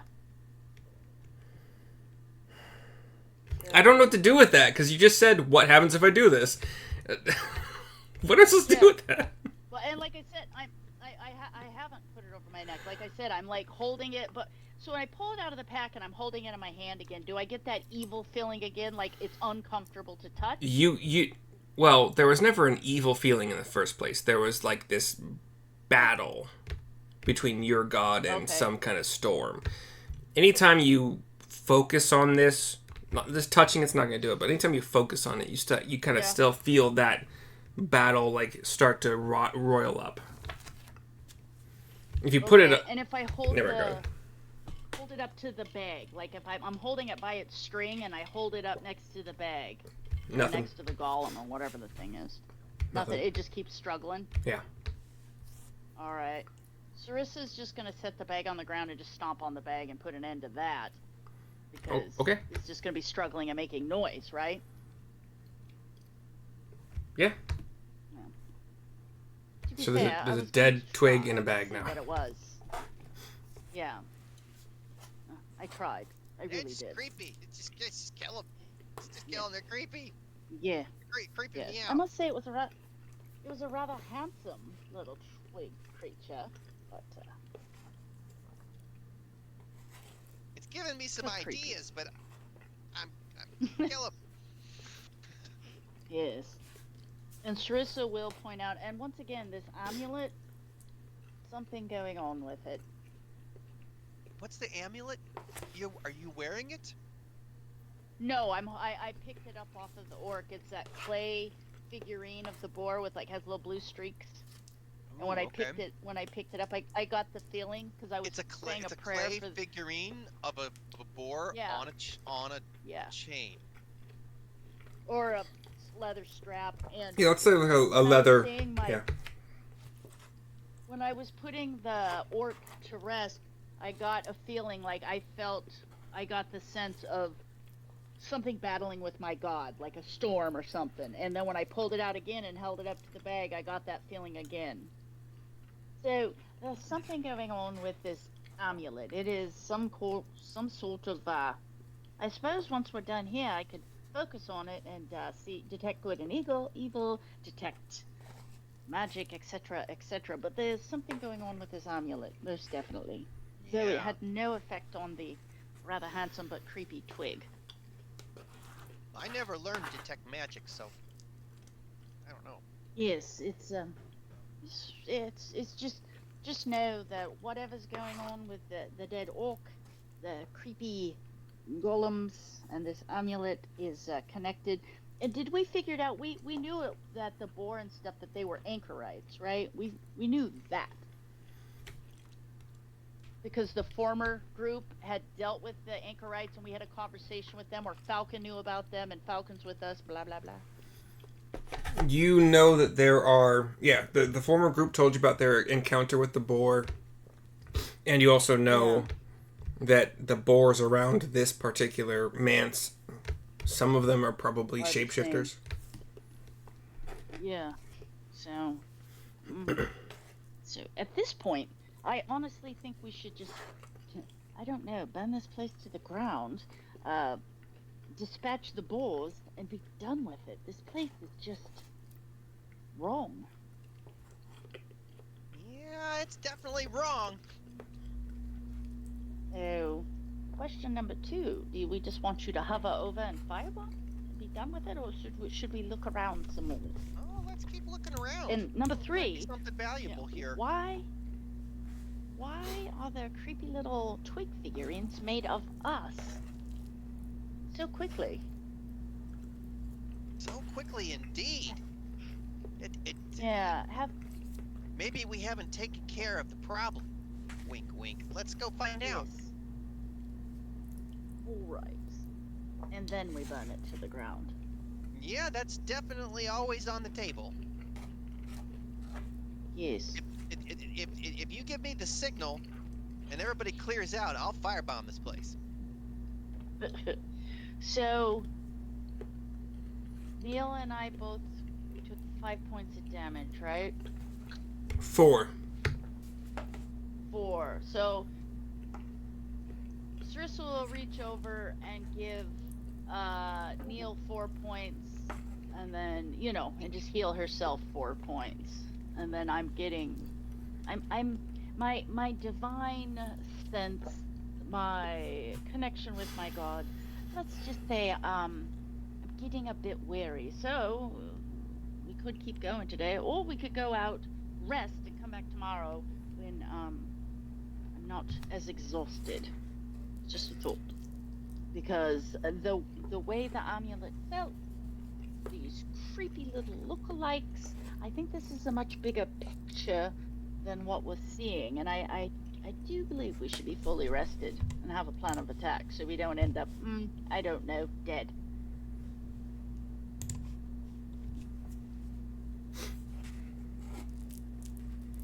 Let's see. Yeah, because I'm down to 1 lay on hands point left. So also can Syrissa use her divine sense on that amulet? What does it say? I can detect good and evil to the end of your turn. You can sense anything affected by hollow spells or the location of the blah blah blah blah, and you can use this feature 5 times per long rest. I haven't used it this time, so. Would you like to use 1? Yeah, I'm just gonna throw it out because we've just now dealt with creepy things that look like us. How the heck? And then this amulet struggling with my all-powerful, all-knowing, almighty, best gold.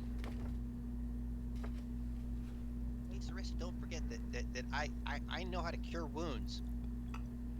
Oh, I got plenty of magic. that's right. All right. Well, and some potions. Excellent. Well, I'm going to have a little conversation. I'm going to use my god, and I'm going to see if I can detect anything, because it just seems like this is a much larger problem than we are giving it credit for. Your divine sense, it doesn't detect any evil creatures. You do get a little bit of a ping from the boar necklace thingy. Okay. How about the twig pieces? They're dead. Yeah. Yeah. So nothing from them, but from the amulet. So yeah, from the amulet you get some sense of, not that the amulet is evil, like you would get a sense that it might represent something. It's connected. Okay, so a tangential tone. So I don't know. I suppose we could walk around a bit, but I really do think we should have a good long rest and decide what we're going to do.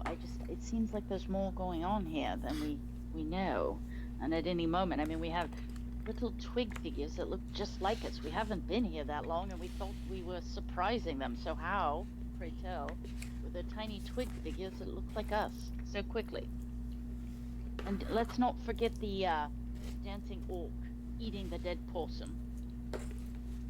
Well, I know that it's really creepy, but I think we should stay and figure this out. I think we need to, whatever's going on, we need to put an end to it. Most definitely. Well, let's go into the room behind this one and see what we find. To the north. Yeah, and we got to go upstairs. Yes. I'm not detecting any undead, at least, which is nice. Though if I did, we would need a dawn. Let's see.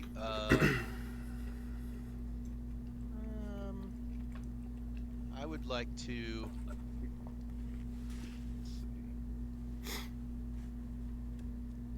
I would like to cast heroism on Syrissa.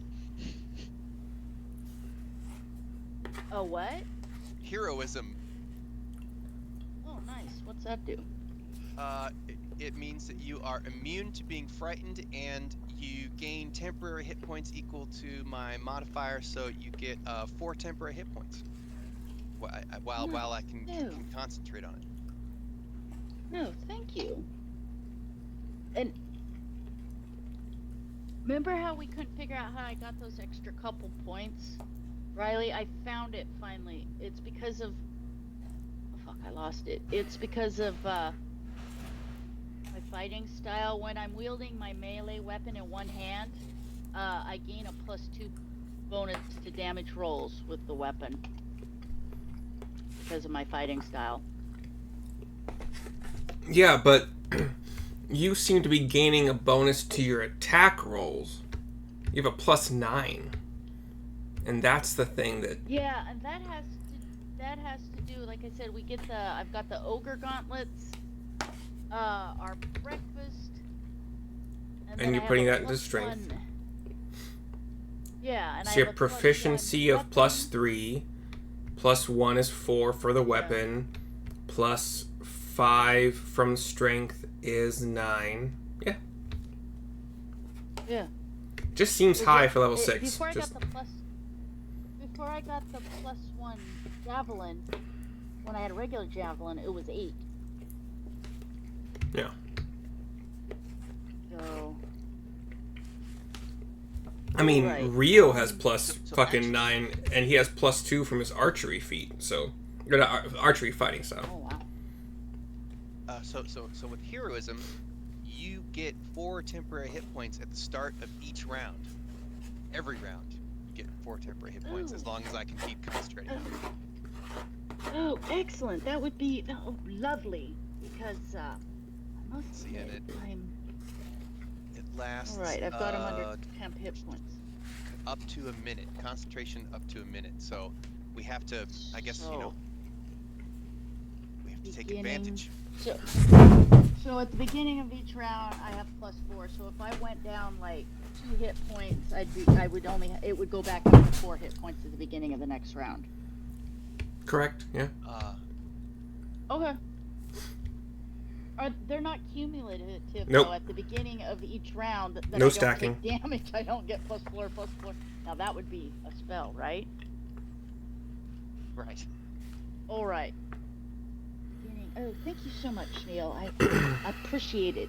I'm feeling a little stressed. My laying on of hands, I've done it a bit much today, and yeah, I've got some more healing. I'm feeling a bit fatigued when it comes to healing. Courtesy of Grebo, I've had to do a bit of it today. Neil, I think you would probably agree at this point, but the amount of time you guys have spent, like, slowly exploring this place, I think all of those bardics are gone. Sure. You guys have taken your time in the last 10 minutes, right? Is it 10 minutes or is it an hour? Yes, you're right. You're 10 minutes. Yeah, they're all gone by now. Yeah, sounds good. Right. Well, let's look at this door. The door we're in front of. Investigate, and the perception guy. Pay attention. Do you hear anything? All right. So who is investigating for traps and who is listening for sounds? My ears are pretty good. Give me them rolls. Okay, you can listen and yeah. Well, actually, I mean, Rio's probably pretty good, but I got a 16 for perception. Okay. Yeah. I assume that Rio's doing the primary investigation. Syrissa rolled a 14. I'm just like the backup, like, I mean, yeah, you guys could both be investigating, sure. Oh, that's fine. There's enough room at a door to, Ooh, working together. 9 on my perception roll. Say 29? No. 9. Oh, okay, gotcha. 0, 9er. Syrissa will lean over to Rio and be like, we've talked about this wake and bake habit that you have occasionally. A good idea when we're in the middle of a fight. And because Syrissa is talking to you while you're listening for sounds, that is why you got a 9. You got a distraction in your ear. But between all of your rolls, you sense no traps on the door, and you do not hear any movement beyond the door. I don't hear anything. Yeah. And is it one of those up-down door handles that open in or out? Oh, well, let's say they're all uniform. They're all like that up-down. Okay, Syrissa will stand back with her javelin and just like, push the door handle down and then nudge the door in with her spear. You would you would notice the hinges on this door. Well, let's just say let's say most of these doors just go both ways. So yeah, you could push, you could pull, whatever. Yeah. Yeah, you can tell by looking at a door usually if it's a both ways or an Yeah. in or an out. We'll say the hinge is So, like especially a an two-way old- hinge. Yeah. Okay, so Syrissa will, bonk it down and then just tap it in. Okay. So that way, she has a hold of the door, so if she needs to, she could like slam it shut and go back.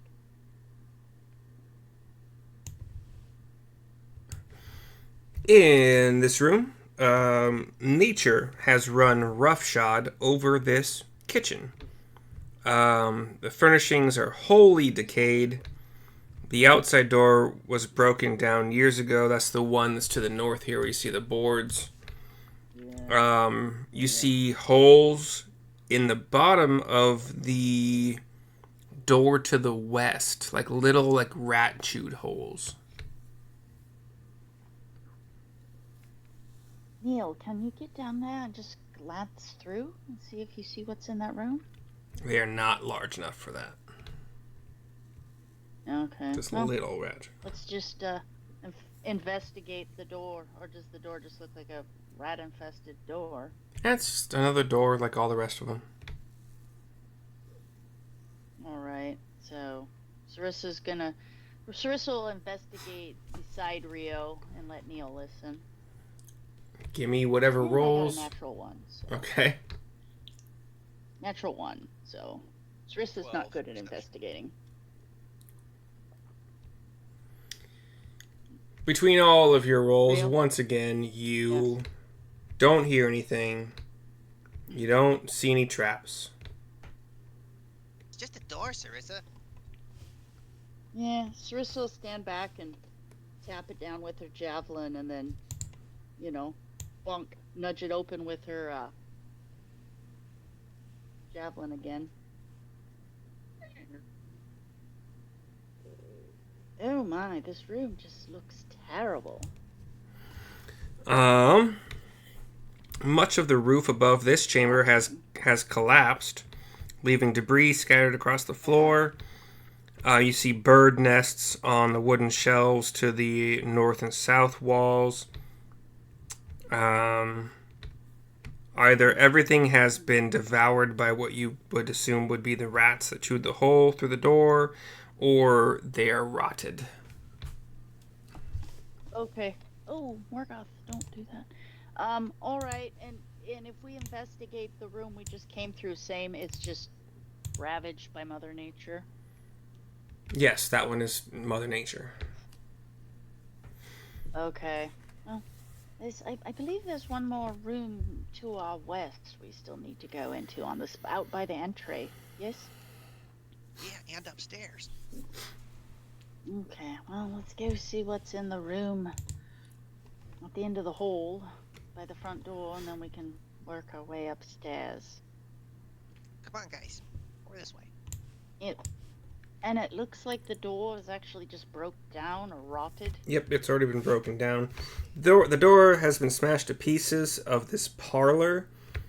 You have broken furniture, remains of chairs, tables, wine cabinet, and a moldy circular rug covers most of the stone floor. Of course, it's If we moldy. investigate, yeah, of course. If we investigate, though, do we find anything like in a chat, or is it just another room like the others? There is, even with a nat 20, there would be nothing in this room that would be valuable. Unless you want spare wood. which is probably also have some rot in it, whatever. And the ceiling, is there another floor in this tower? This one has a ceiling, 8 feet like the rest of most of this place, and that's all you can There's no way to tell. get through it. Wait, 8? 8 feet high. Like all, yeah. Okay. Is it like this has a false ceiling? Because the other ceilings were 10, and this one's... They've all been 8. I misspoke earlier. Okay. So like false ceiling? Could there be something in the ceiling? All of the sure, maybe, but all of the ceilings are 8 feet, not 10. That's my fault for saying 10 earlier. Okay. Okay, well, I won't waste time then seeing if it's a false ceiling. If they're all 8. Right. What time is it? Oh, in game time? Yeah, like, is it lunchtime? Do we need to break? No. Well, You no, guys... But my spell Okay. doesn't last very long, so we should really get upstairs quick while it's still running. Yeah. You guys are about Well, 9 a.m. there's the stairs in that library. I'm wondering if we go up that little stairs in the library, if there's not a door up on the second balcony. The beast of air has been out for about 30 minutes. Heroism probably has at this point like 8 minutes left. Heroism is only 1 minute. Oh, it's 1 minute? Yeah, it'd be gone. 1 minute. You guys are so cautious. There's no fucking way. You guys are listening at doors, checking for. There's no way it would last for. Well, here goes that one. Well, let's should we go try the stairwell in the library and see if that gets us upstairs? There doesn't appear to be stairs anywhere else. Yeah, those are the only stairs, I think. The room that you guys are literally in right now, stairs. Oh. Oh, those But are you also, stairs? yeah, you also have the I thought spiral. that was a table. Yeah. Oh. So stairs here and the spiral stairs in the other room. And so, well, when we were looking, okay, well, let's just go up the stairs that are right here. Yeah. Yeah, sounds good. I have more heroism spells for you. So let's just see what we find before I cast it. All right. Okay. All right. So another map time.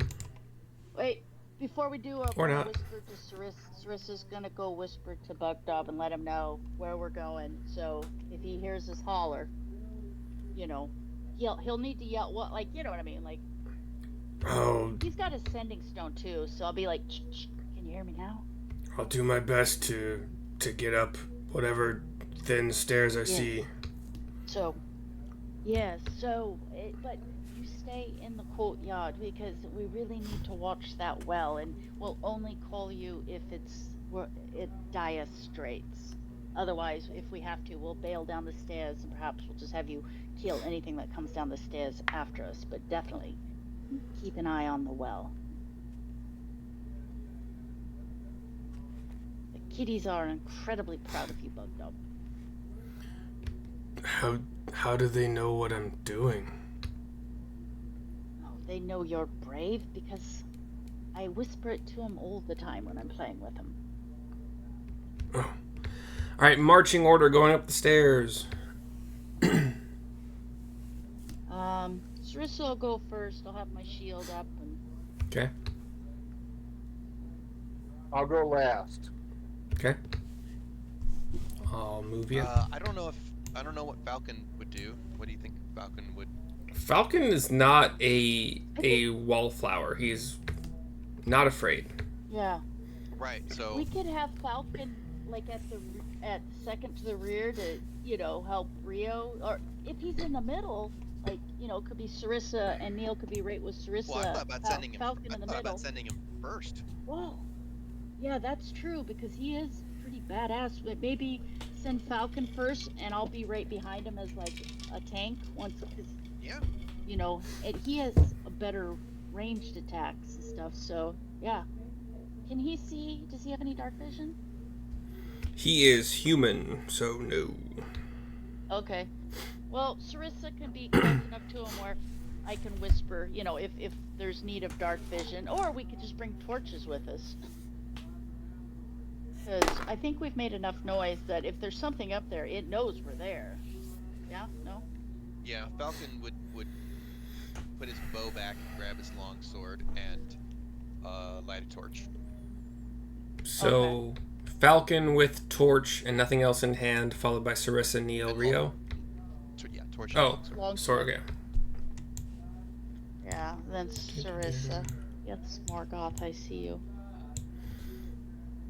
Okay. And then Neil, and then Rio, you're taking up the rear, right? Right. Oh.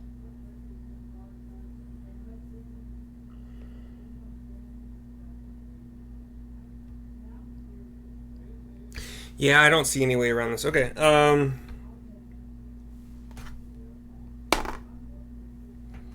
So as Falcon gets to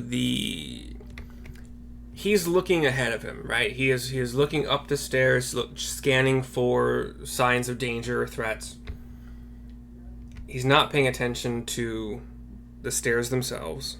And I thought about rolling for that, but yeah. You can't be checking for danger everywhere all at once. You're like looking, focus.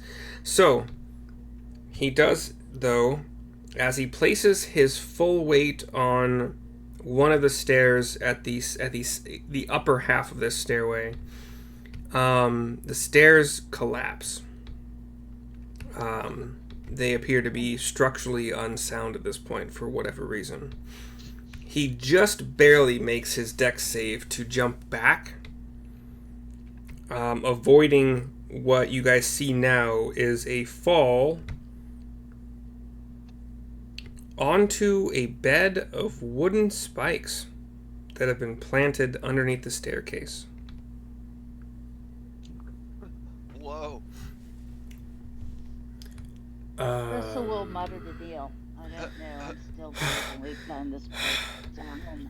That Because was close.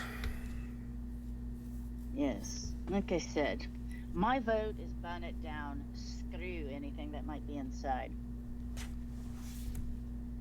But Well, it's up to now you, that we've Syrissa. done this, no, I'm just irritated. There's enough wood in this place because how Riley made the joke. Like, unless you guys want some wood, we could theoretically put the long planks of wood over the spikes to lower our chance of falling and hurting ourselves. And number two, we could make a ladder or something to get up. Or number three, Neil wants Take the other stairs. Yeah, we could try the other stairs first. In worst case scenario, Syrissa could always misty step up, I suppose.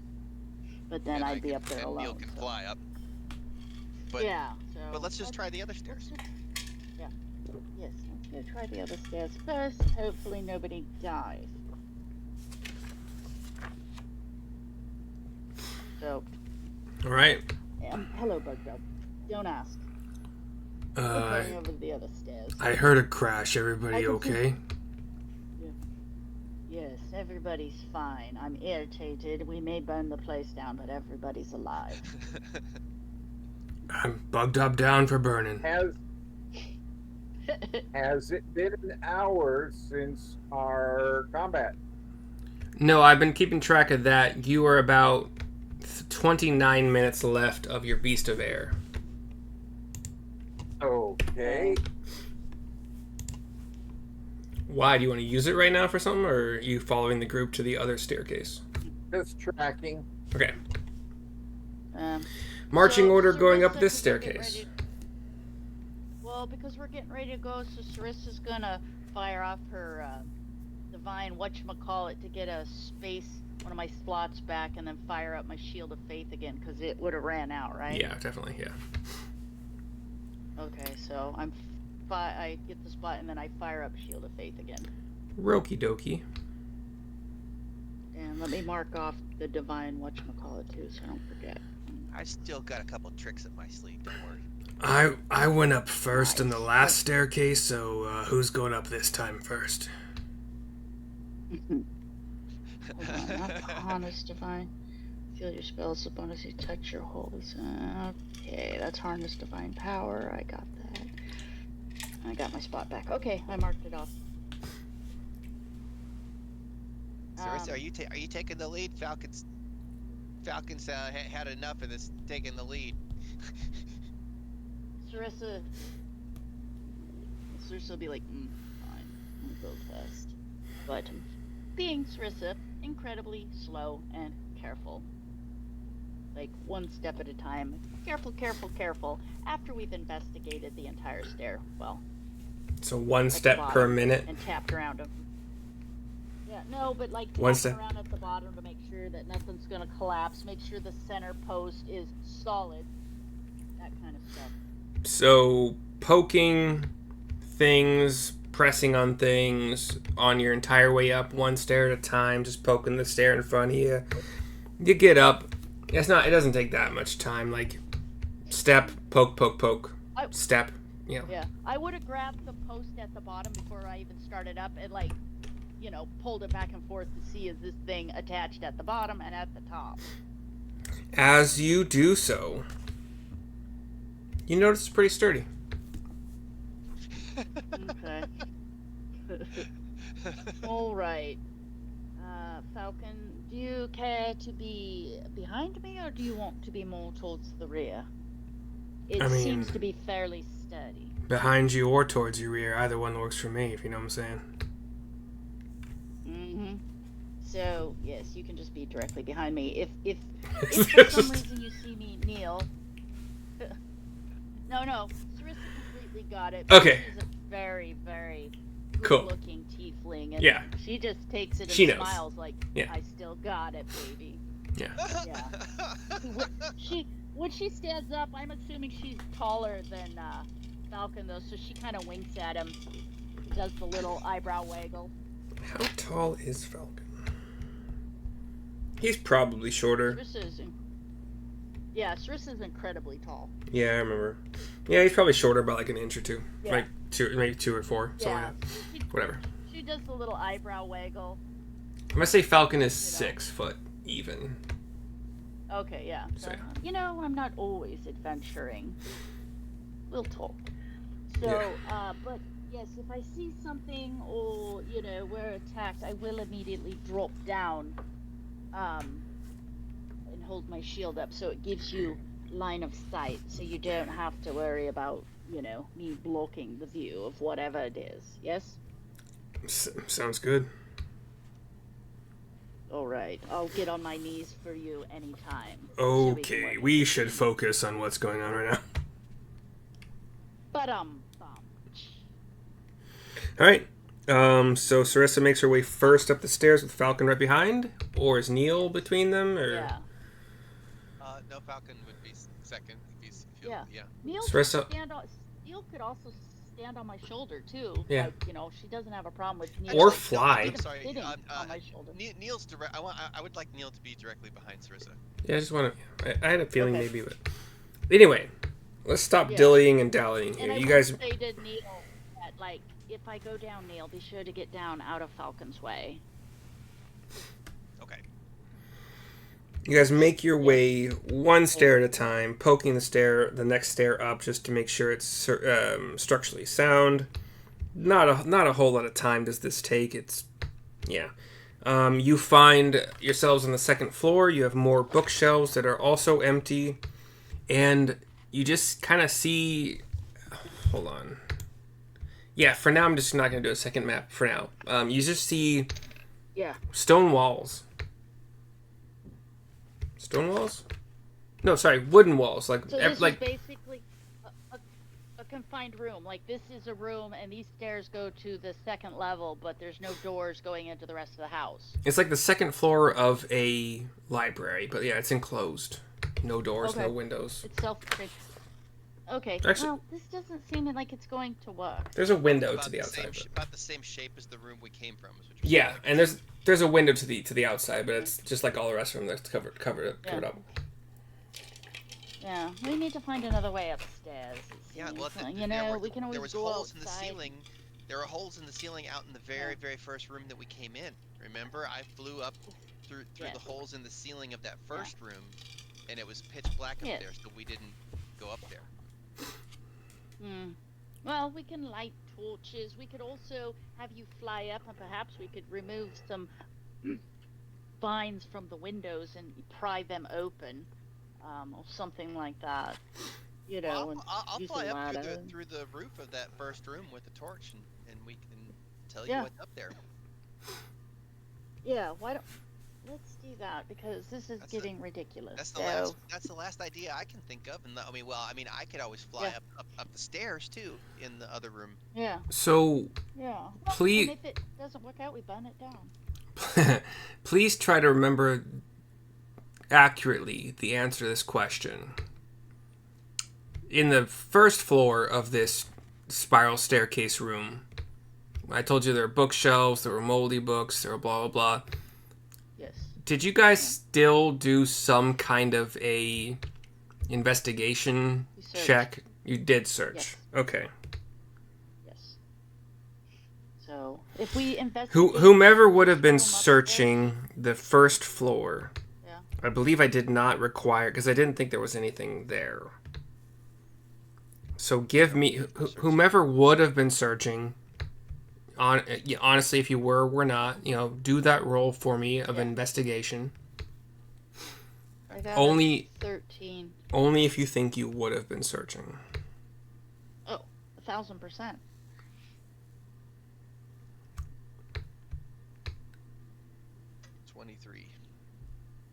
Oh, well, Neil wins. 23 investigation roll. 17 plus 6. So, nice.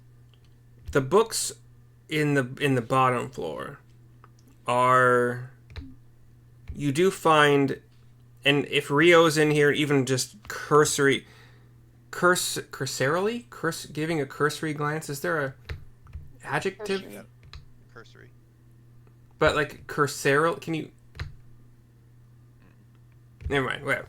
If Rio, being the only one that speaks Elvish, as far as I know, because we have a Sylvan but not an Elvish, only Rio, right, is even glancing at some of these books, he would notice that they're written in Elvish, but they are dilapidated. They are gross. They're not worth anything. However, one of the small desks in here, one of the legs just seems to be shorter than the rest of them. And underneath that leg is another book that is not fucked up. Well, I mean, it's a little bit fucked up. But given... it's holding the table up. Yes. Given Neil's high investigation check, he might pick up the book curiously and open it a little bit, and within it find what, some books have that like open rectangular, like they're a book that is designed to have a hidden thing inside. Mm-hmm. So you find that, and you find a little leather packet, like a little leather pouch kind of thing. And if you were to shake it, you would kind of hear some dust of some kind, or some dirt, or some sand or whatever moving around inside of it. Bolivian marching powder. I would absolutely not want to be touching it for I'd just be like, oh man, I don't know. It's like some of these spell components or something here. I don't know what it is. Syrissa, can you? I don't know. Can I detect good or evil with it? See if I get any. Isn't that that's a spell you have to cast though, right? It's not a spell for her. Divine sense. Oh, it's not. Yeah, because it's just so I know I'm not gonna get a lot, but if I just generally try to detect good and evil. If you want to mark off another use of that, you would get no sense of good or evil from it. Okay. She would, well, Neil, at least I'm not getting a hit from my divine sense, but that obviously means nothing. I'd be very careful with it. We should stow it and perhaps keep moving. Yeah, I'll put it back in this. Put the cover back on, and we'll take it. Yes. I mean, the cover. So it's just a pouch. Fuck. How do I describe this? Like Inside of a book. Yeah, the book doesn't matter. The leather pouch is sealed. Like it's it doesn't need the book to remain sealed. But Sure. But Okay, the book then we take the pouch. the book is an extra layer of protection. Right. Against prying eyes, yeah, I guess, but It's just up to you if you want to have a moldy book Unless- in your inventory with a pouch inside of it. I'll just take unless the pouch. I don't know. Okay. So whoever's taking at least the pouch have leather pouch with dust from Manse. So many Leather jokes. pouch with dust from Manse. I added the figurine to my inventory. Okay. String. And you guys went upstairs. You saw a bunch of walls and bookcases and stuff. You can't. That's kind of where we had left off before I remembered that downstairs had a thing. So upstairs, we doing anything? We just coming back down? There's nothing up there, right? It's like Just walls and bookshelves that are empty. that are empty. We search for secret doors. I would like to search the walls that should connect to the top floor of the room that we where the ritual was, but see if there's any secret doors along that. Sure, given I would say an investigation check. Rolled a 13 plus 6, 19. So Neil is flying around looking, he's specifically looking for a secret door. So yeah, I'm assuming like you're looking for levers, you're looking for little buttons that are inside things, whatever. Right. And like things that I could manipulate. yeah. As your wings get a little bit tired at some point, just a little bit. Enough where you grasp onto one of the bookshelves, kind of like for support. And as you do that, the bookshelf pulls apart from the wall a little bit.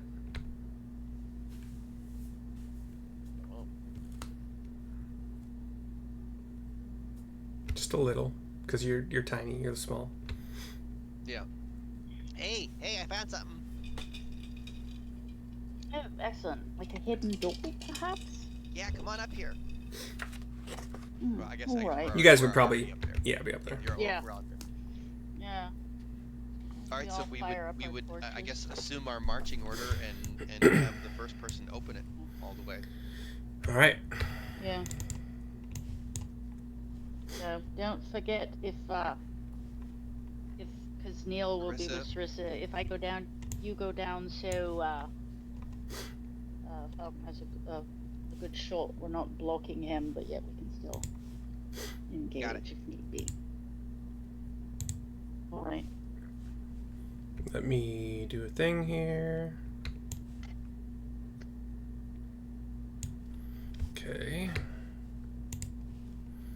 Hey, if you want to go down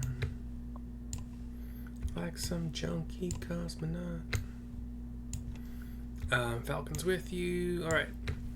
So, in the southwest corner here is the bookshelf. And you guys can place your tokens now that you can see yourselves. Where's the door? This bookshelf is the one that is moving. Okay. Right here.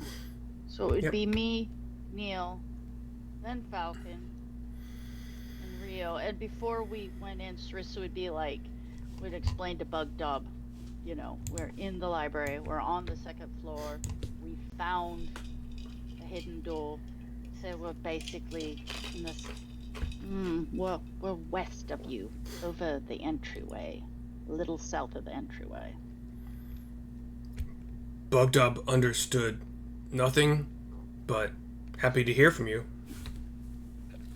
Yes. Okay. You guys opening it, going in? Yes. Okay.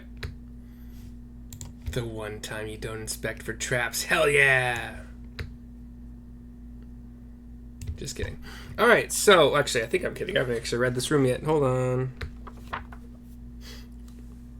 Wait, no, that's the wizard's laboratory. What the fuck? Oh, there we go. Okay.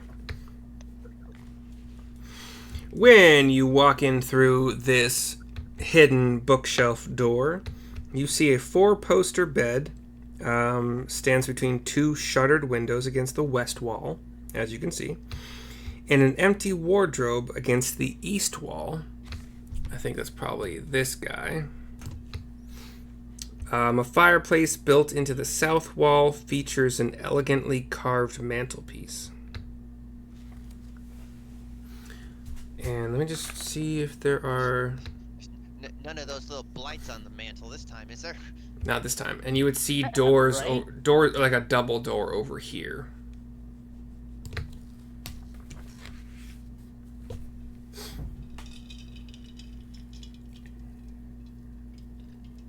Well, let's be careful and go in and investigate. And I believe, yeah, Falcon's got a torch. So we should be able to see. Yeah, with at least Does one it torch, look like you guys can all see. Yeah. Okay, so, and tapping with my javelin along the floor to make sure, you know that sound wood makes if it's gonna give, because we're over that room below us where the lightning bolts and the other stuff, and those rooms weren't in that bad a shape. No. Yeah, you can poke along the floor, and no problem there. You will, if there were any dilapidated, dilapidated.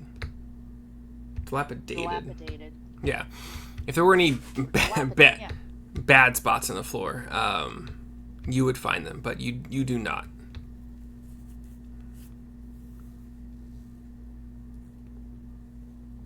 Dilapidated. Yeah, DA, yeah. So, the floor has been thoroughly inspected. What's everybody else doing? Let's check out Besides the bag and sleeping. Yeah. So, and you said like when the wardrobe is like empty, obviously empty. Can we like knock along the doors and the back and stuff, and you feel along the crevices and stuff to see if you find anything? Yeah, you can if you give me an investigation check for the wardrobe. Okay. Let's be sure to check the entire room. Everyone, my vote. So everybody stopped investigating, and also, yeah, I only got a 7. Okay. Can I just keep investigating until I I don't think I could roll any lower than I have been. I'm going off of what, like you say. So if you were inspecting the wardrobe, your wardrobe inspection was a 7. If you want to inspect other things, you can roll for those other things. Yeah. You want a general inspection, then if you roll low, then you're going to generally inspect everything bad, Yeah. Nope. Like I said, I go along like piecemeal, and come over to the next thing. Like what? Like does this look like? Is that a table or a desk or something? Where you're at right now, Syrissa, is a fireplace. Okay, well, I'll inspect the fireplace, just looking around, feeling around. Okay. And then, Neil, are you doing anything as well? 7. Yes, I checked the desk and got an 11. So both the wardrobe and the desk don't show anything in them that would be worthy of your time. I fly over on the bed and see how it feels. Is it nice and fluffy and cushy? And I lay down and test it out. I don't think that you would lay down, given that it's probably got a layer of dust on it. You don't like hitting yourself. Oh yeah, gross. Yeah. Gross. I know. This bed. Yeah. Gross. Yeah. Yeah. It's But- dirty. Yeah, nothing found in the fireplace with that. Nothing found in the wardrobe or desk with those rolls. Like, You know, Neil, how about I thought what we do is I go along item by item, counterclockwise. Neil goes clockwise, and then we'll meet up. So everything at least gets checked twice. We don't need another pit. We check the wardrobe, the Pit. fireplace, the Yeah. desk. What else is there? Yeah. There's the bed and the chair, right? Yeah. So I'll check the last thing you check, and so you start and you're going the other way and you check the fireplace, the wardrobe, blah blah blah, and I'm going the other way, so everything gets double checked, because obviously we need to be careful, because Falcon just about got shish kebab, so I think we should check everything twice to be safe. Okay. You know, you go. I'll check the I'm wardrobe. going clockwise. Yeah, you go counterclockwise. 17. And Rio could be helping too, because he's Neil's check of the... What was the 17 for? The wardrobe. Your check of the wardrobe shows nothing really. It's all empty. I rolled a nat 1 on the fireplace. Obviously shows nothing. That's okay. I got a 9, so I wasn't a whole lot better. I mean, so nat ones are not a fail when it comes to ability checks. Right. So is that 1 plus 8? What's your investigation? 6. So 1 So plus 7, 6 okay. is 7. Yeah. It's exactly the same as Syrissa. I'm averaging 7 Yeah. to 9. You don't notice anything either. And my investigation of the fireplace is a 6. Wow. Yeah, none of you. Hilarious. The who- fireplace holds Who's the got my speaker red knob. and white cane? Who's got your red and white what? Red and white what? Cane? Cane? Like for Santa? Yeah. Like for the blind. Oh, gotcha. I know those are red Oh, and white. right. Well, Falcon too. Can we have Falcon also? You guys want me to do Wait. what? Just start investigating slowly. Like literally, we'll go around the room. A couple of us can go clockwise. The other 2 of us can go counterclockwise and really examine this room. I will once again go back to, we went up a staircase, we nearly got shish kebabbed. We need to be extra careful. This place, there were figurines of us, little creepy twigs, so there's something strange going on here, and evil. Do you guys want to take a thing that I thought was a thing in all of D&D, at least in 5e, was the take 20 rule. When it comes to doing certain skill checks like investigation, perception, you could opt to take 20, so like you rolled a 20, but it takes a lot of fucking time. Like it will eat up a lot of your time. So if you guys collectively I see what you mean. want to take a 20 Yeah. to investigate every fucking thing and like push and pull and blah blah, you're looking at about 20 minutes. Otherwise, you're just doing... And see, I don't want to... Yeah, and I don't want to burn up all my spell slots, and then it's so... Like, we can always come back after we're done. You know, like, there's no bad guys in here. So maybe keep Right. moving, and then come back when we've dealt with what we've dealt with, and then really, really search the room and take the 20 when we don't have spell picking. Yeah, that's fine. Because You we are guys- all rolling like... You guys won't be coming back here. Let's be honest. Yeah. You might, but I doubt it. No, we're coming back. Take 20. Alright. Yeah. Right? Well, Syrissa will walk up to what I think would be And there the better door be for the treasure room and here. be like, oh, right? listen. Let's look very carefully, and every single one of us look and listen before we open this door, and just do that as we go. Like, you know, we need to pay attention. Why does this thing not... What the fuck?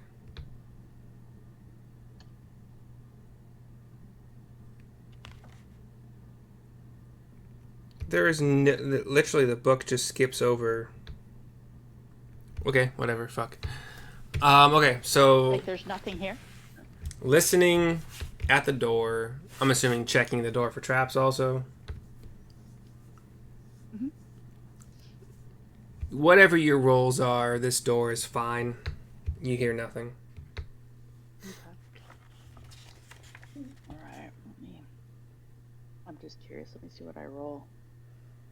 It's probably gonna be another shit roll.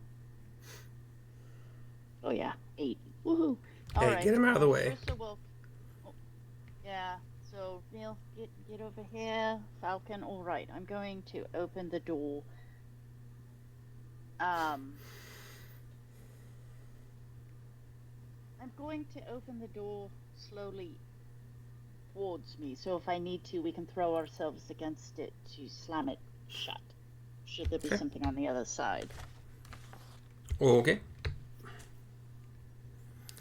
Yeah. When the door is opened a crack, a little more crack, Mhm. you kind of get the gist of what looks kind of like a hallway.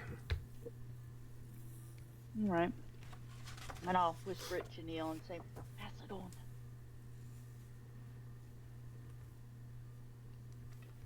I guess. Start working our way slowly down the hallway. Okay.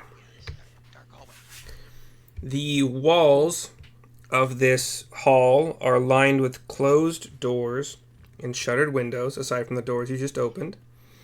There are hooks where decorations were once hung, you could surmise. A fireplace along... which way... I can't tell which wall from this along. There's no fucking fire... Oh, yeah, there's... Okay. You guys wouldn't know that yet.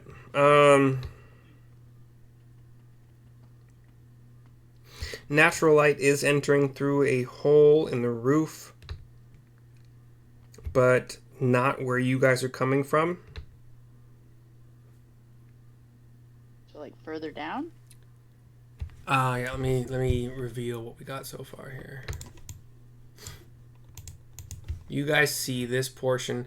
I think really the book is describing it as if you were coming from the stairs that just collapsed. So you guys just see a hallway that's mostly nondescript except for I think there's a door here. Yeah, The natural sunlight is like... the natural sunlight's to the east, actually. It's like you see a little bit of sun peeking out. Yeah. Okay. Oh, you see a door. Yeah, so one door here and a double door here.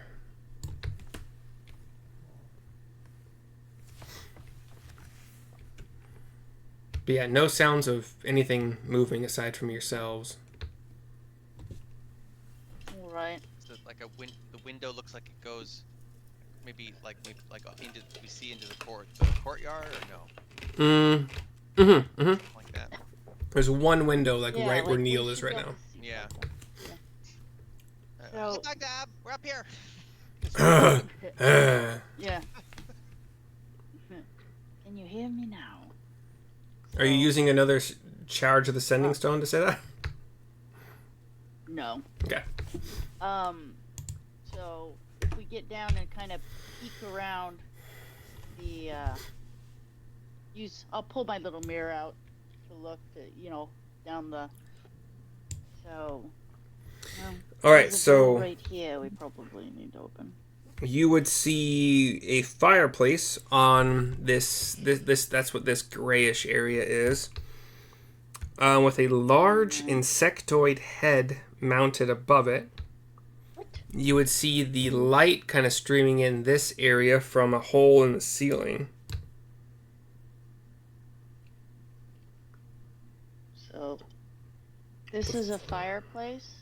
This thing is yes, this thing is with a large insectoid head. Yeah. Ew. I turn to Rio and Falcon and go, both. Did you guys do the lumber camp portion of this? That was our first session. You would recognize the head as that of an onkeg, one of the creatures that erupted from the sand. Okay. The ground. Mm-hmm. It's like a taxidermied onkeg head on the mantle. This Yeah. it's not moving, right? No. Awesome. Perhaps we should take that with us when we leave. That's pretty cool. Yeah. It might be worth something. Oh, we can hang it up in our cabin. God Falcon, knows we Falcon, dealt check with this them. out. Rio, check this out. It's a taxidermied onkeg head. Oh, how about we could bring it with us and you could put it in your lodge, Falcon. Quite the conversation piece.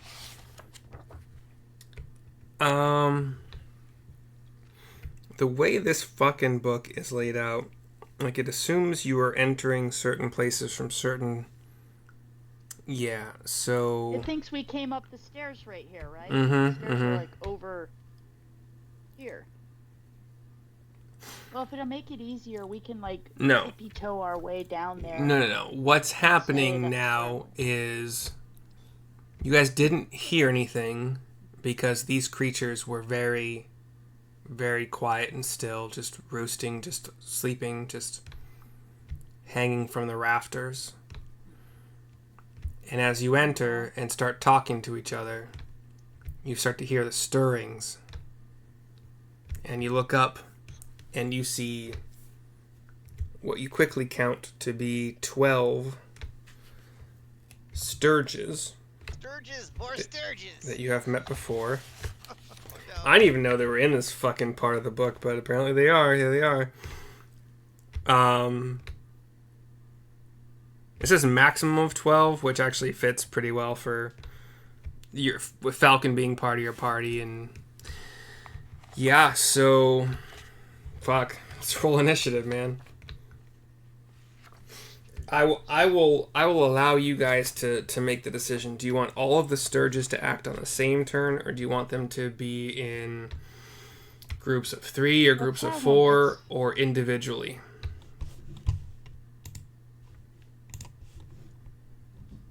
I prefer them in groups or even all together. Otherwise, it just gets. Oh. If they are all together, then that's 12 Stirges theoretically attacking one of you at once. But I'm okay with whatever decision you guys want. Like in groups of 2s? You want groups of 2s, Twos? groups of 3s, or just have them each individually? Or what do you guys want to do? Like make it real and they all roll initiative. What'd you say, Rio? 3 or 4 in a group. We could also run away. I mean, you can, but That's like, true. initiative is going to happen Yeah. here. So Yeah. So, well, let's. groups wanna of do 3, Groups of 3, groups of 4. and then if we have to, you know, we can also get the hell out of Dodge. God, they have. I did not remember They were just annoying. how And they little hit fly. points they have. They don't have any hit points. All right. Yeah, groups of 3, and then I guess if it gets too bad. We could also do what we did with the Twig Blights that were on the fireplace, the mantle, and just you guys can give me some rolls, kind of like they're acting sort of like luck rolls, and see how much damage they do before you guys wipe them all out. Up to you. We can do combat. I'm okay with that, or we can just get rid of them and take some damage, or not. I vote we just get rid of them, but whatever you guys want. That's yeah, what we can just take the damage and be done with them and then heal ourselves. I can probably heal us. Yeah. That's 2 votes for just skipping Rio.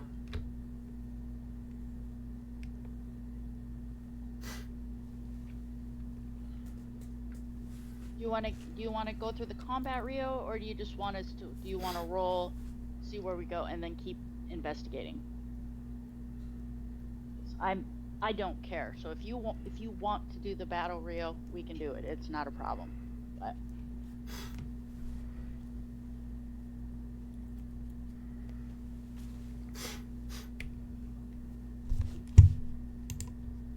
he fell asleep again.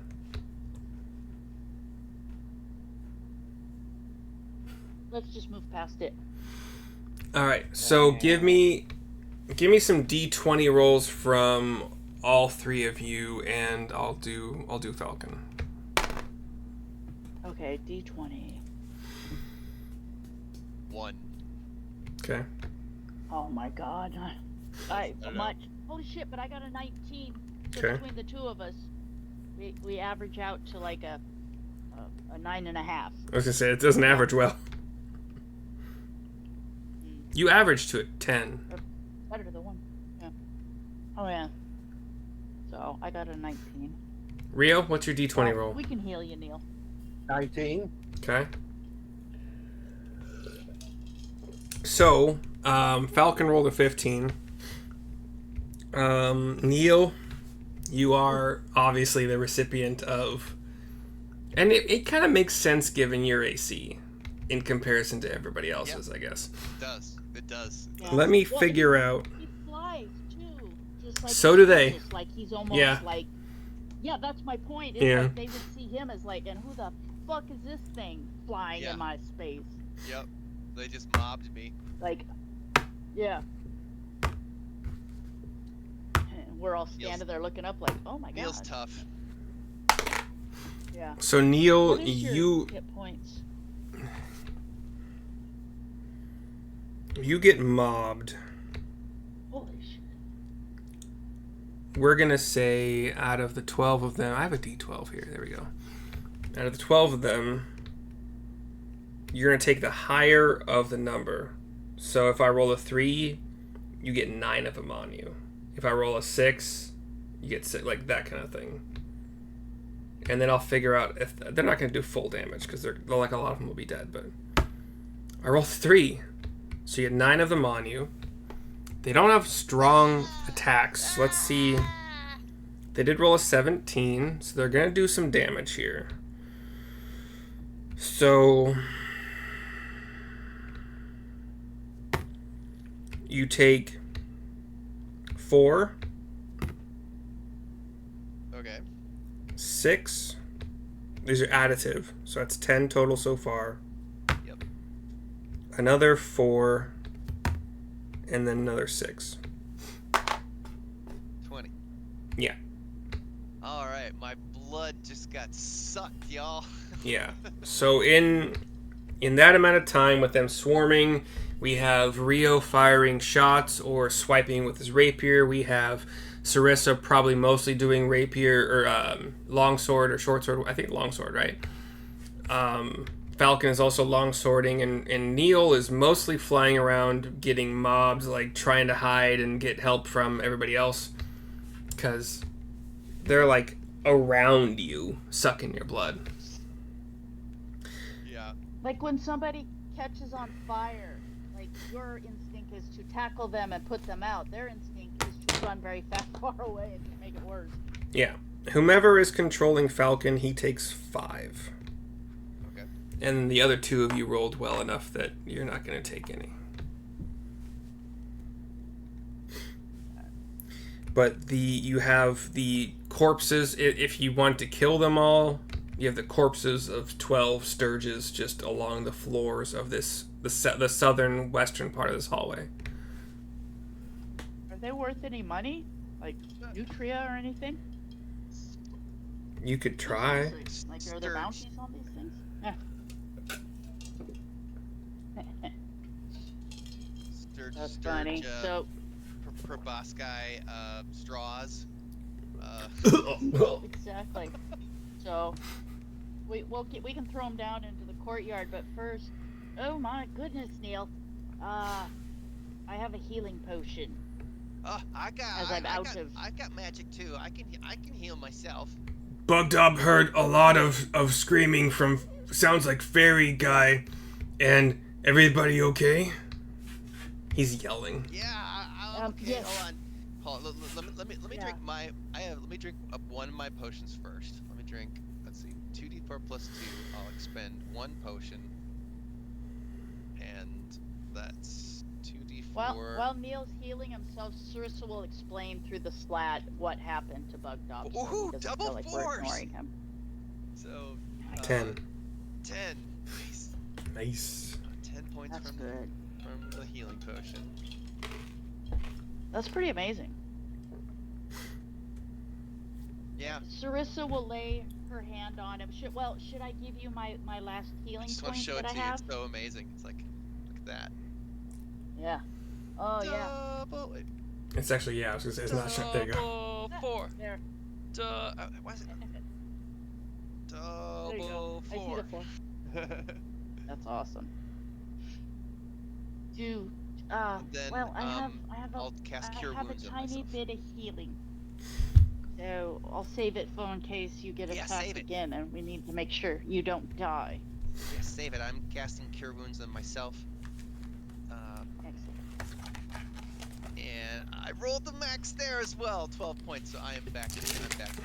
Wow. Rock on. So you got 4s on both of them, and then you got a 12 on a D12. I got Healing it's word is a within- D4. Yeah, no, it was a Cure Wounds. Mm. It was 1d8 plus 4, and I got an 8 on a d8. Oh, wow. Yeah. The universe is trying to make up for the 1. Yeah. Oh, you guys Dust can myself see up that. here. That's I'm right. okay. Oh, wait. You're just like that knight in the Monty Python show. 'Tis but a flesh wound. All right. What are you Stirges. gonna do, bleed on me? Let me make sure I'm marking the time here. Stirges have been taken care of.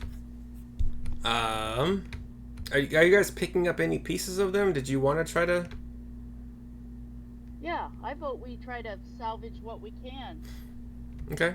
Like, what specifically would you like to salvage? I'm assuming there's something on them worth something. They're like Bugged up. We might want to eat him. they're like somewhat bigger bats That's with true. proboscises. Maybe bugged How up about is we just- hungry. Yeah.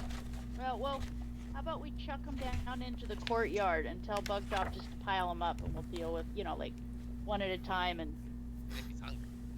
Sure. yeah. And I mean, because, like I said, then we poisoned can and think about it dies. when we're done. He gets some horrible disease.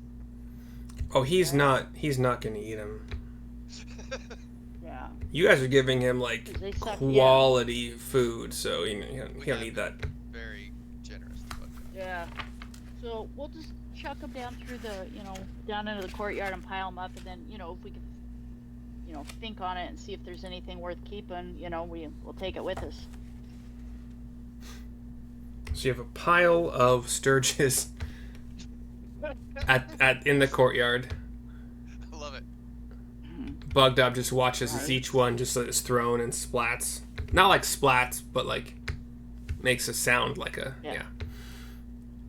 Like a dead body hitting. Yeah, like a small dead body. Yeah. Okay, what are we doing next? You have doors here, alright, one door here, the staircase that's broken. Let's reconfigure ourselves, and then once again, Which first thing, yeah. Neil, you look up while we look around and down in a room from now on. How does that sound? Yeah, that's a good idea. So, all right. Do we want to do the door to the southwest or the west? Sure. Okay. All right. So, and let's investigate the door too, just to be safe. Like, everybody listen, everybody look, and then we'll open the door. So, Sure. listen 16. and look. 16 investigation. I guess 17. I should be giving you perception. Yeah. 20. You guys listen at the door for sounds, investigate for traps, and nada. Seems all good. Okay, well. All right. Well, this time, once again, I'm going to open the door in, so if we have to, I can slam it. I'm going to open the door towards me, so if we have to, we can all throw our weight against it to close it. So, very carefully open the door outward, just... So I'll probably, be looking this direction for, just scanning back and forth through the crack as it gets open. All right, nothing in here. We should probably open the other door, then we'll come back and investigate. Yes, this is the balcony above the stairs that lead to the main entrance. Oh, good. Well, point to note, if somebody needs to get out immediately, there's a balcony that connects to the outdoors. Yes? So, do we want to tie off a length of rope so we have it there for anybody that needs, to get down and out immediately? Falcon, Rio? Because I can Misty Step. Neil can fly. Yeah, you can tie off some rope right here on this beam, and then throw it down. Yeah. Over the. Yeah. So, Rio, can we have a section of your rope so we can? Absolutely. All right. So why don't you go ahead and tie it off, like here, thrown over, so you and Falcon have a means of egress should we run into, I don't know, anything creepy and deadly. This way to the egress? Exactly. The amazing egress? I guess you guys don't know why they call me Falcon, do you? Right? No, we don't. I can fly. What? You can fly? No, just kidding. Is it like, man, I you're believe pulling my wings. Yeah, it was. I can hear Neil break out, I believe I can fly, with the lute. Did you just come up with that yourself? So, all right, everybody, let's get our Stirges in a row, look, listen, and then we'll open this last door. So, everybody, look and listen, and then we'll open the door. So, no matter what you roll, you hear nothing, and there's no traps on the door. okay. I'm not discouraging you from checking for traps and stuff. I'm just speeding along the process when it. Yeah. So, slowly open the door outward. So if we have to, we can all throw ourselves against it to slam it shut. So toward you. Okay, gotcha. Yes. Once again, it's easier to lean against something and force Yeah. it shut versus No, I understand. you're opening it in. You so said- grab it and you throw said it out outward, which means to me away from you. No, when I say outward, I'm opening the door outward from the room. I'm always thinking from the room. Yeah. Outward. Up until now, you've It said depends toward us, and then you said outward, which is why I was Yeah. confused for a second. Okay, no worries. So, you eventually get this room fully opened. You have a roof above that is conical, and an Does your it have first Stirges? your first open window to the north, but ivy is growing through it. There's a cast iron tub with clawed feet in the middle of the room. Next to the tub is a rusty iron water pump. And that's about it. Is this an old bathroom? Well, It is definitely a bad. bathroom, yeah. And then there are other windows which are not currently open. So how about we do a quick investigation and then move on? Sounds good. What are you investigating for? 18. Just looking to see, are there any items that don't belong in a bathroom? Oh. Signs of recent use, or does it look like a dusty old bathroom? It's been closed up forever. You find anybody else rolling, and what are you looking for? Yeah, but what am I looking at on the map? I'm still. What is It's a bathtub with a water pump and then windows, and that's about it. Okay, well I'll investigate the bathtub and water pump. For what? And a perception 21. For it being anything other than what they appear to be. Okay. Between the three of you, one of you probably would have played with the water pump and found out that it works. It still works. It brings up warm water. Aside from that, nothing. Oh, Nice. so warm water. Yep. So this place has hooked up to a spring of some sort. Ah, point to note, before we burn it down, we should all bathe. Maybe we should just move in here, guys. This will be our new port. Right? Thought. Or we could burn it down. We can make the courtyard into Bug Dog's bedroom.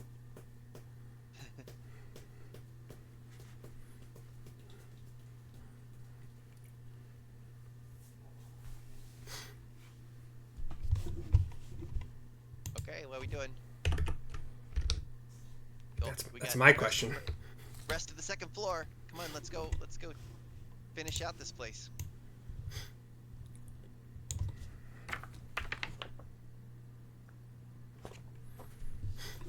Neil, from where you are, you see a double door there to your south.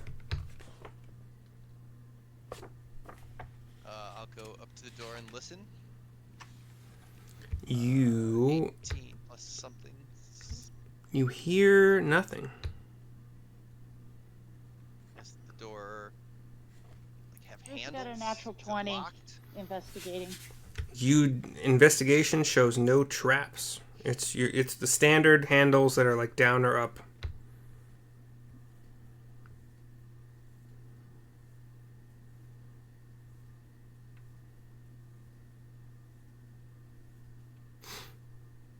I'm assuming you guys are opening the door now? Yeah. Okay. Let's just do the same thing. Like we'll just do like we did last time. We're careful and we're just methodical and tick. By the way, I can clear this courtyard also because you guys already know it's there. Hallway. You got bug. You can see Bug Dob if there's an open window, which I don't. It doesn't say, but like on the east side of this hallway, you do have ivy growing through, so there's at least some kind of opening-ish in the windows. But that's it. Alright. Easy to walk around and not touch the ivy thorns. Alright, yeah, and then Alright, well, let's go down.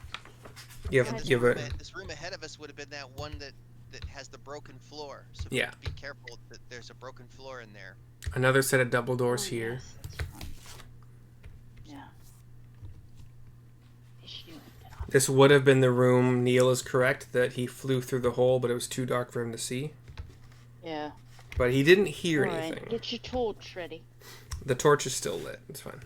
Falcon's got it. Alright. Yeah, well, we'll be very careful. Nobody goes through the floor. On the ceiling.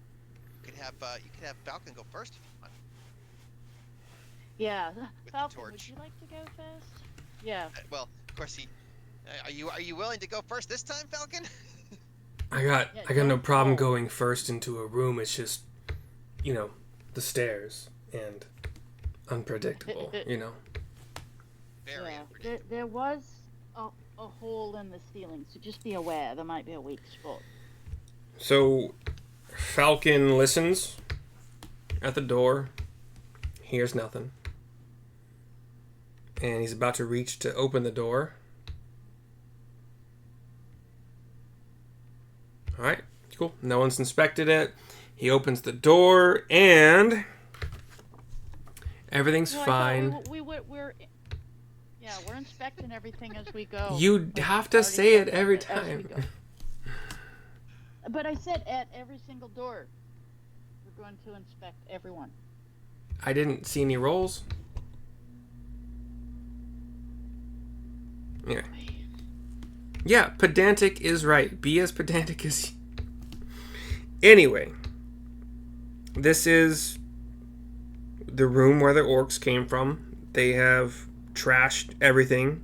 It looks like things in here were once fine furnishings, beds, tables, etc., desks. It's all beat to shit. You might see orc loogies here and there, but Definitely nothing of value. Watch out for the hole in the floor. Back in the corner, it looks like. That too. Stupid orcs. Alright, well, We should investigate very carefully. Yes, I feel like we should go over here and investigate for secret doors over here. Along this wall. Give me check. an investigation. 16. You find nothing. I It's got just a 16 it's, too, Neil. it's just a wall. It's just a wall. I think it's just a wall. How about an 18? Oh, with an 18, it's just a wall.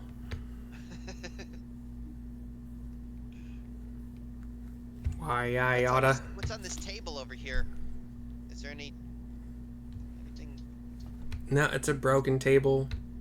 Might see some scraps of paper with scribbles.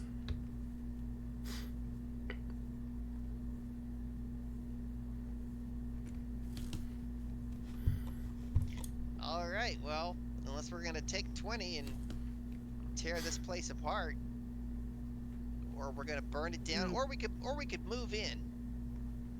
Yeah. Oh. I got a 16. I'll once again, and then 7 for the second. So, all right, we should probably keep moving. Still.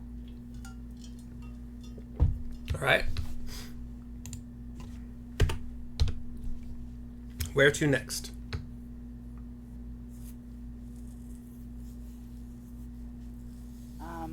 No, we should probably open there's a door to our west. Yes.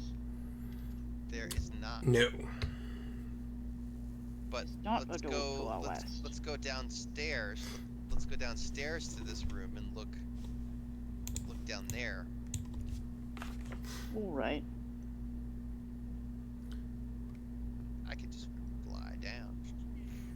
So there you go. let's just try to skip some things here. So Neil, if you fly down, you find yourself in that room where you guys entered this place in the first place. Yeah. What do you want to do in there? Look. I'm trying to figure out if there's a room that we missed. Basically, if there's any secret doors down there that we missed, I would look for secret doors down there. Investigate. 21. In that room, you even with the 21, you don't find anything that's secret door, secret whatever. Okay. Yeah, then I'll fly back up and be like, yeah, I don't know, guys, I think we've been everywhere except for down the well. But I mean, I don't want to get in that water. Maybe Grebo would have gotten in the water, but not me.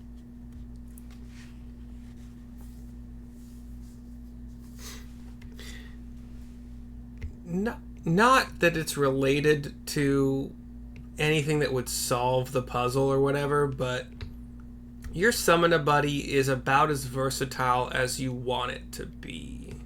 Within reason. Like if you want to summon a walrus that can talk to you guys, like you could do that. Like you can summon, like, again, within reason, a walrus that's like a 5th level wizard, kind of outside of reason, maybe, but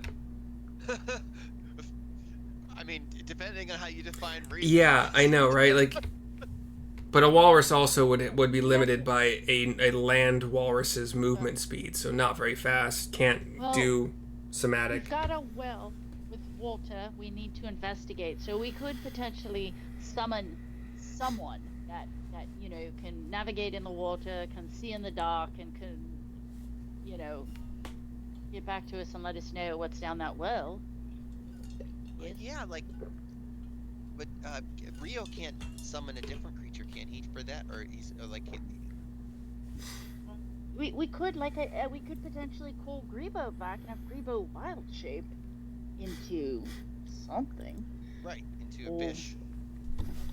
Yeah, I think something. Technically, Rio's summoned beast is the same size technically as Neil. You guys are both small. Nice. So where you fit, it fits. Yeah. And, like, Neil, I mean, like, you could, given all that has been burned away by Grebo's parting gift of the fiery orb thingy, you could get down to the water level. At this point, I'd say even comfortably without, like, and even if you have to climb a little bit, it's not like it's going to be hard. There's handholds, you have wings, like, you could get down without issue. Okay, well, I can go investigate that well. I'm just not going under the water. No. I'm not getting dirty.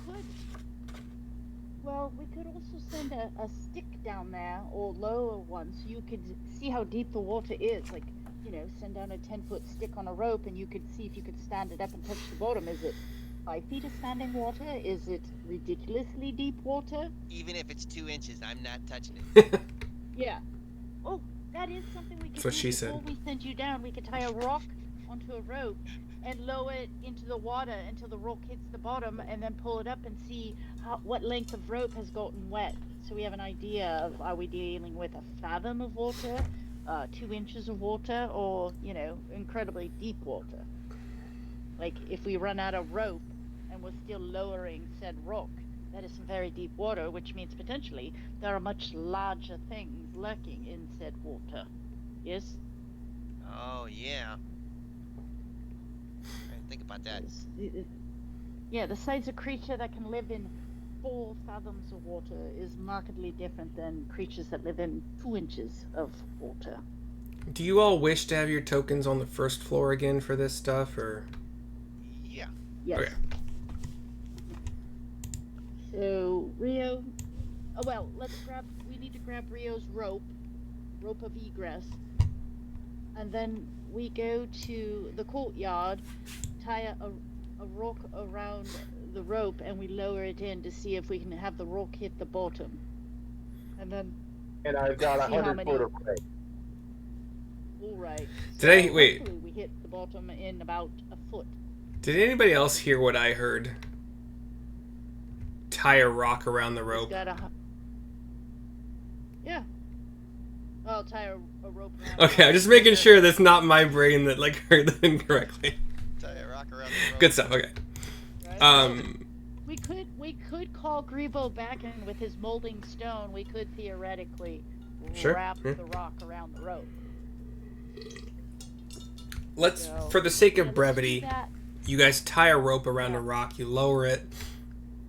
Are you lowering it from where, like, say, Bugdob can reach, like the surface? Yeah, because what it is you want to see what length. I understand. Gets wet. You see Yeah. it? Yeah. So he lowers it, and then you guys are watching, because he might not know exactly what you guys are looking for, but you guys are watching to make sure, like, where the rope starts to slacken. Yeah. And it slackens, or gets slack. Yeah. So you theorize that it's reached the bottom of the depth. Yep. Yes. And he pulls it back up. And with the measuring tape that all adventurers have, no, just kidding. You can surmise it's roughly 8 feet of water. Okay. And we'll take another measurement on the other side of the well to be sure. If it was deeper, theoretically, you could have a ledge or something that's 8 feet underwater, and then there's a drop off. With the way that the fiery sphere was going down, it kind of just cut one, like, circular channel. Like, picture a crescent moon. Like, that missing part of the moon is what it dug into this well. So there's no other side to dip the rope into. Could we swing the rock? Kind of out and then drop it, start dropping and see if it hits bottom about 8 feet? It's a 5-foot diameter well. Yeah. So, like, it's you're 8 feet deep then. Yeah. You're plunging the only depths that you can We're not too plunge. worried about. Yeah. So we're not worried about there being a ledge and then 150 feet of water below that. if you wanted to like experiment with it, with Bugged Up holding his hand out as far as it goes, you know, versus like right up against, yeah, you would at 8 feet of water.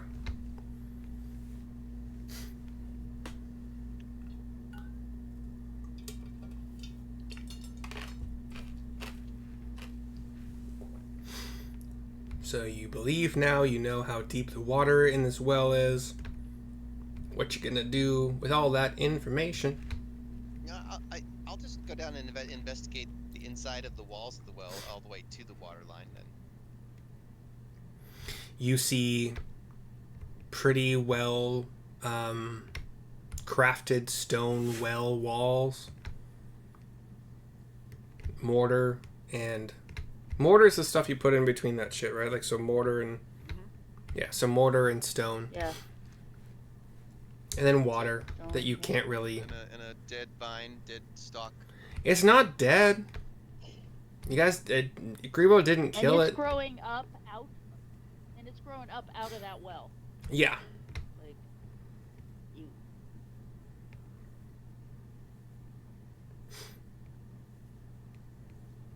Grebo. I don't see anything down here.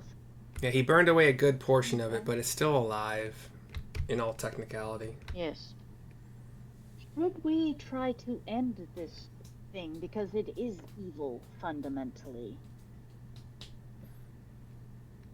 Is it? Like, yes, I believe so. Didn't we get the feeling that it was bad? I mean, it's obviously not good.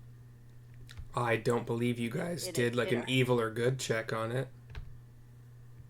Yeah. Well, if I did, like, if I do speak with animals on it. Yeah, just speak with animals. Just to ask what life forms were in this house. Yeah. Yeah. But we didn't get the sense it was evil. Grebo was the only one that talked to it. If you want Grebo to do an insight check after all of this time, you're welcome to. Like a posthumous insight check. Hold on. Insight, hold on. Insight. 12 plus 8, so a dirty 20?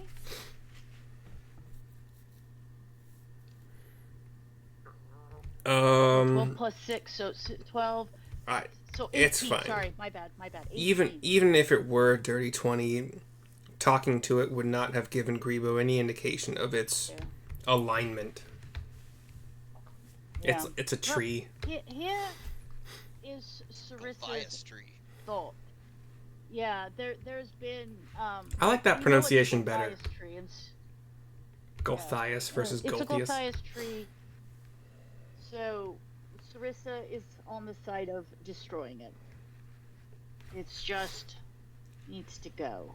Syrissa hates nature, confirmed. Yeah, well, you know, I mean, we can just drop a fireball and walk away. It might catch it on fire. Might not take care of it. Might not do it either. I don't know. So, real funny. In these notable Gulthias trees, I don't know if this is related, around 1490 DR, Granok, a half-orc anchorite of Talos, cultivated a Gulthias tree within a ruined manor in Neverwinter Wood, northwest of Coneyberry. That is exactly where you are. Considered, okay, that's what I said, because I'm like, wait, we're in a and Granok is the dead orc that was dancing with the possum entrails. So he's on the Forgotten Realms page. This is an evil tree of note. Not that Syrissa would know that, but like I said, there is an evil orc. There is bad juju going on. Syrissa's vote. I vote we destroy this Gulthias tree. We don't leave it to potentially harm another being.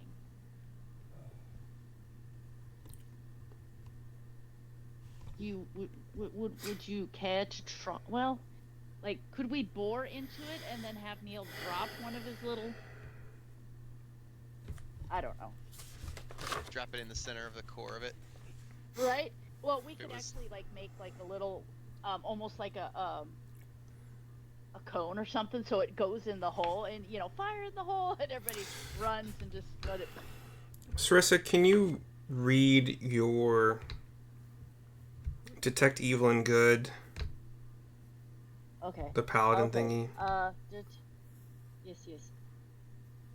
Okay, so my divine sense, as an action, you can detect good and evil until the end of your turn. You can sense anything affected by the hallowed spell or know the location of celestials, fiends, undead within 60 feet. That is not behind total cover. You can use this feature 5 times, so it's a better description. Hold on. Detect. And it's not detect good and evil. They always say detect evil and good. It's like... Yeah, the spell is also evil and good. More for yeah, Priorities. it's more for Yeah, priorities. Yeah. Undead. You know if there's a place or object within 30 feet that has been magically consecrated or desecrated. Spell can penetrate most barriers. So if anything like blessed it or cursed it or used it, maybe for, like I said. It detects around barriers? Yeah. Well, then, does it tell you the location or the direction of evil or good? It says location. Well, then, color me wrong. It doesn't say in this book anything about this tree being evil or good, which would have been a fucking thing you would want to put in here, but... Given what the wiki says, this tree is certainly evil. Yeah, it says infused with supernatural evil. Yeah, I read the wiki too. Corruption. Yeah. Just now, not knowing that I needed to. Contaminated. Because you would assume it would be in the book, right? Yeah, it's a fucking tree. It's a huge plant with blood for sap. Okay, that might have given me a fucking... Clue? Blood. Oh, man. So it would have been bleeding while Grebo... Oh, no, it would have bled and then been cauterized as Grebo burned down? Well, yeah. I suppose Grebo's fire thingy would have not let you guys see the blood. Is that where they got the blood to draw the figures on the walls, I wonder, is from the tree? Good question.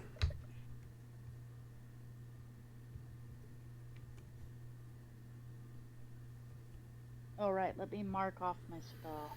Another use. All right, so now that you know that Syrissa would have pinged the tree as evil... And you guys are kind of exploring the well. Like, we are close to ending.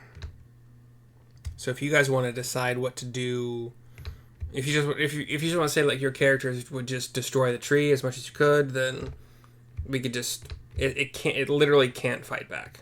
There's nothing it can do. Yeah. So my question is if we destroy this tree, are you allowed to go into said wiki and then with a footnote say was destroyed by our adventurers' names and stuff on this date, this time? How funny would that be? That'd Said be tree hilarious. is no longer alive. And then we firebomb the manor, so the manor's gone too. Some wiki pages are protected from editing outside, but I could try. Funny though, but and link, not gonna. Link your YouTube page so there's video right? evidence of us destroying the thing. All right. Yeah, as a reference, that would be funny.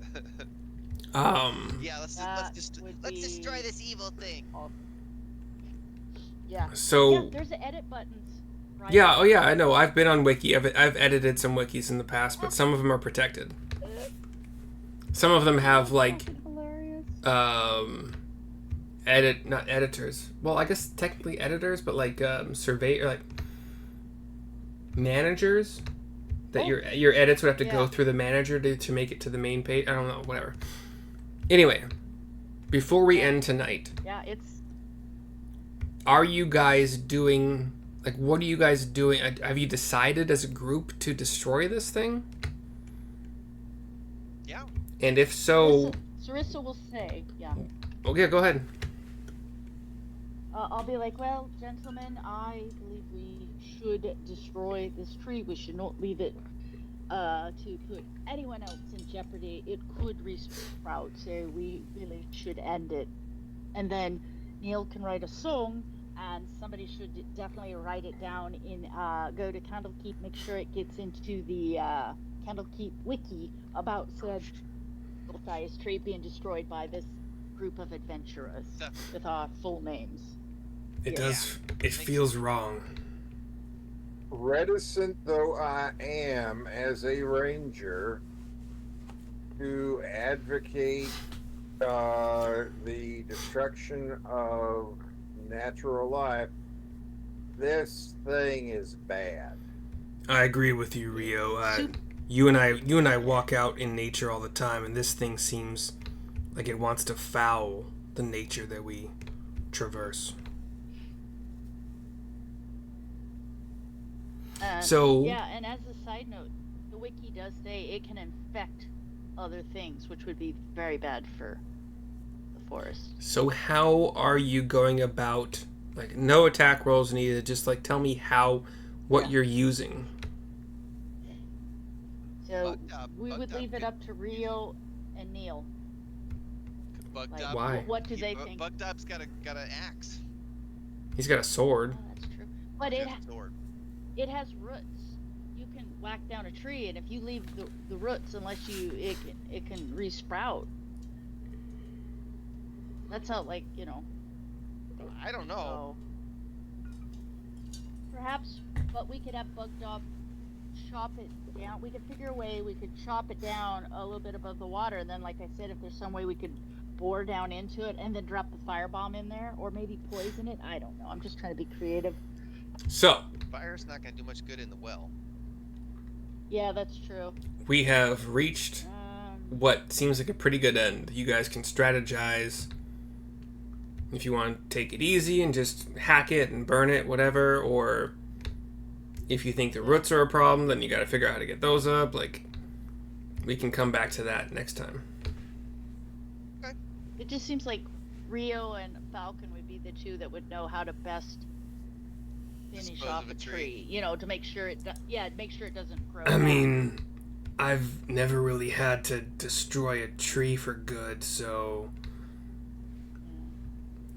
like you said, we could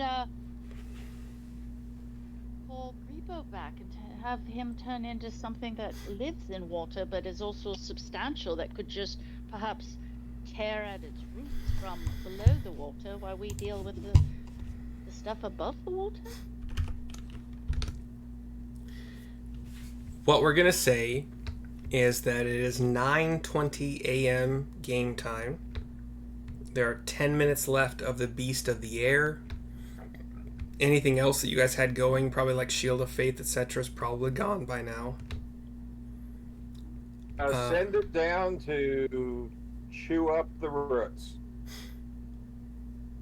Your owl? The Beast of the Air. The owl Beast of the Air? Yep. I don't believe... Yeah, okay, we'll cross that bridge next time. So, you guys got a week to think about what you want to do in regards to this evil tree that has already taken a fuck ton of fire damage because it's vulnerable to fire. You guys noticed that the fire was doing more work than you might have thought it would, and but yeah, I do have 8 feet of water to think about, but cool.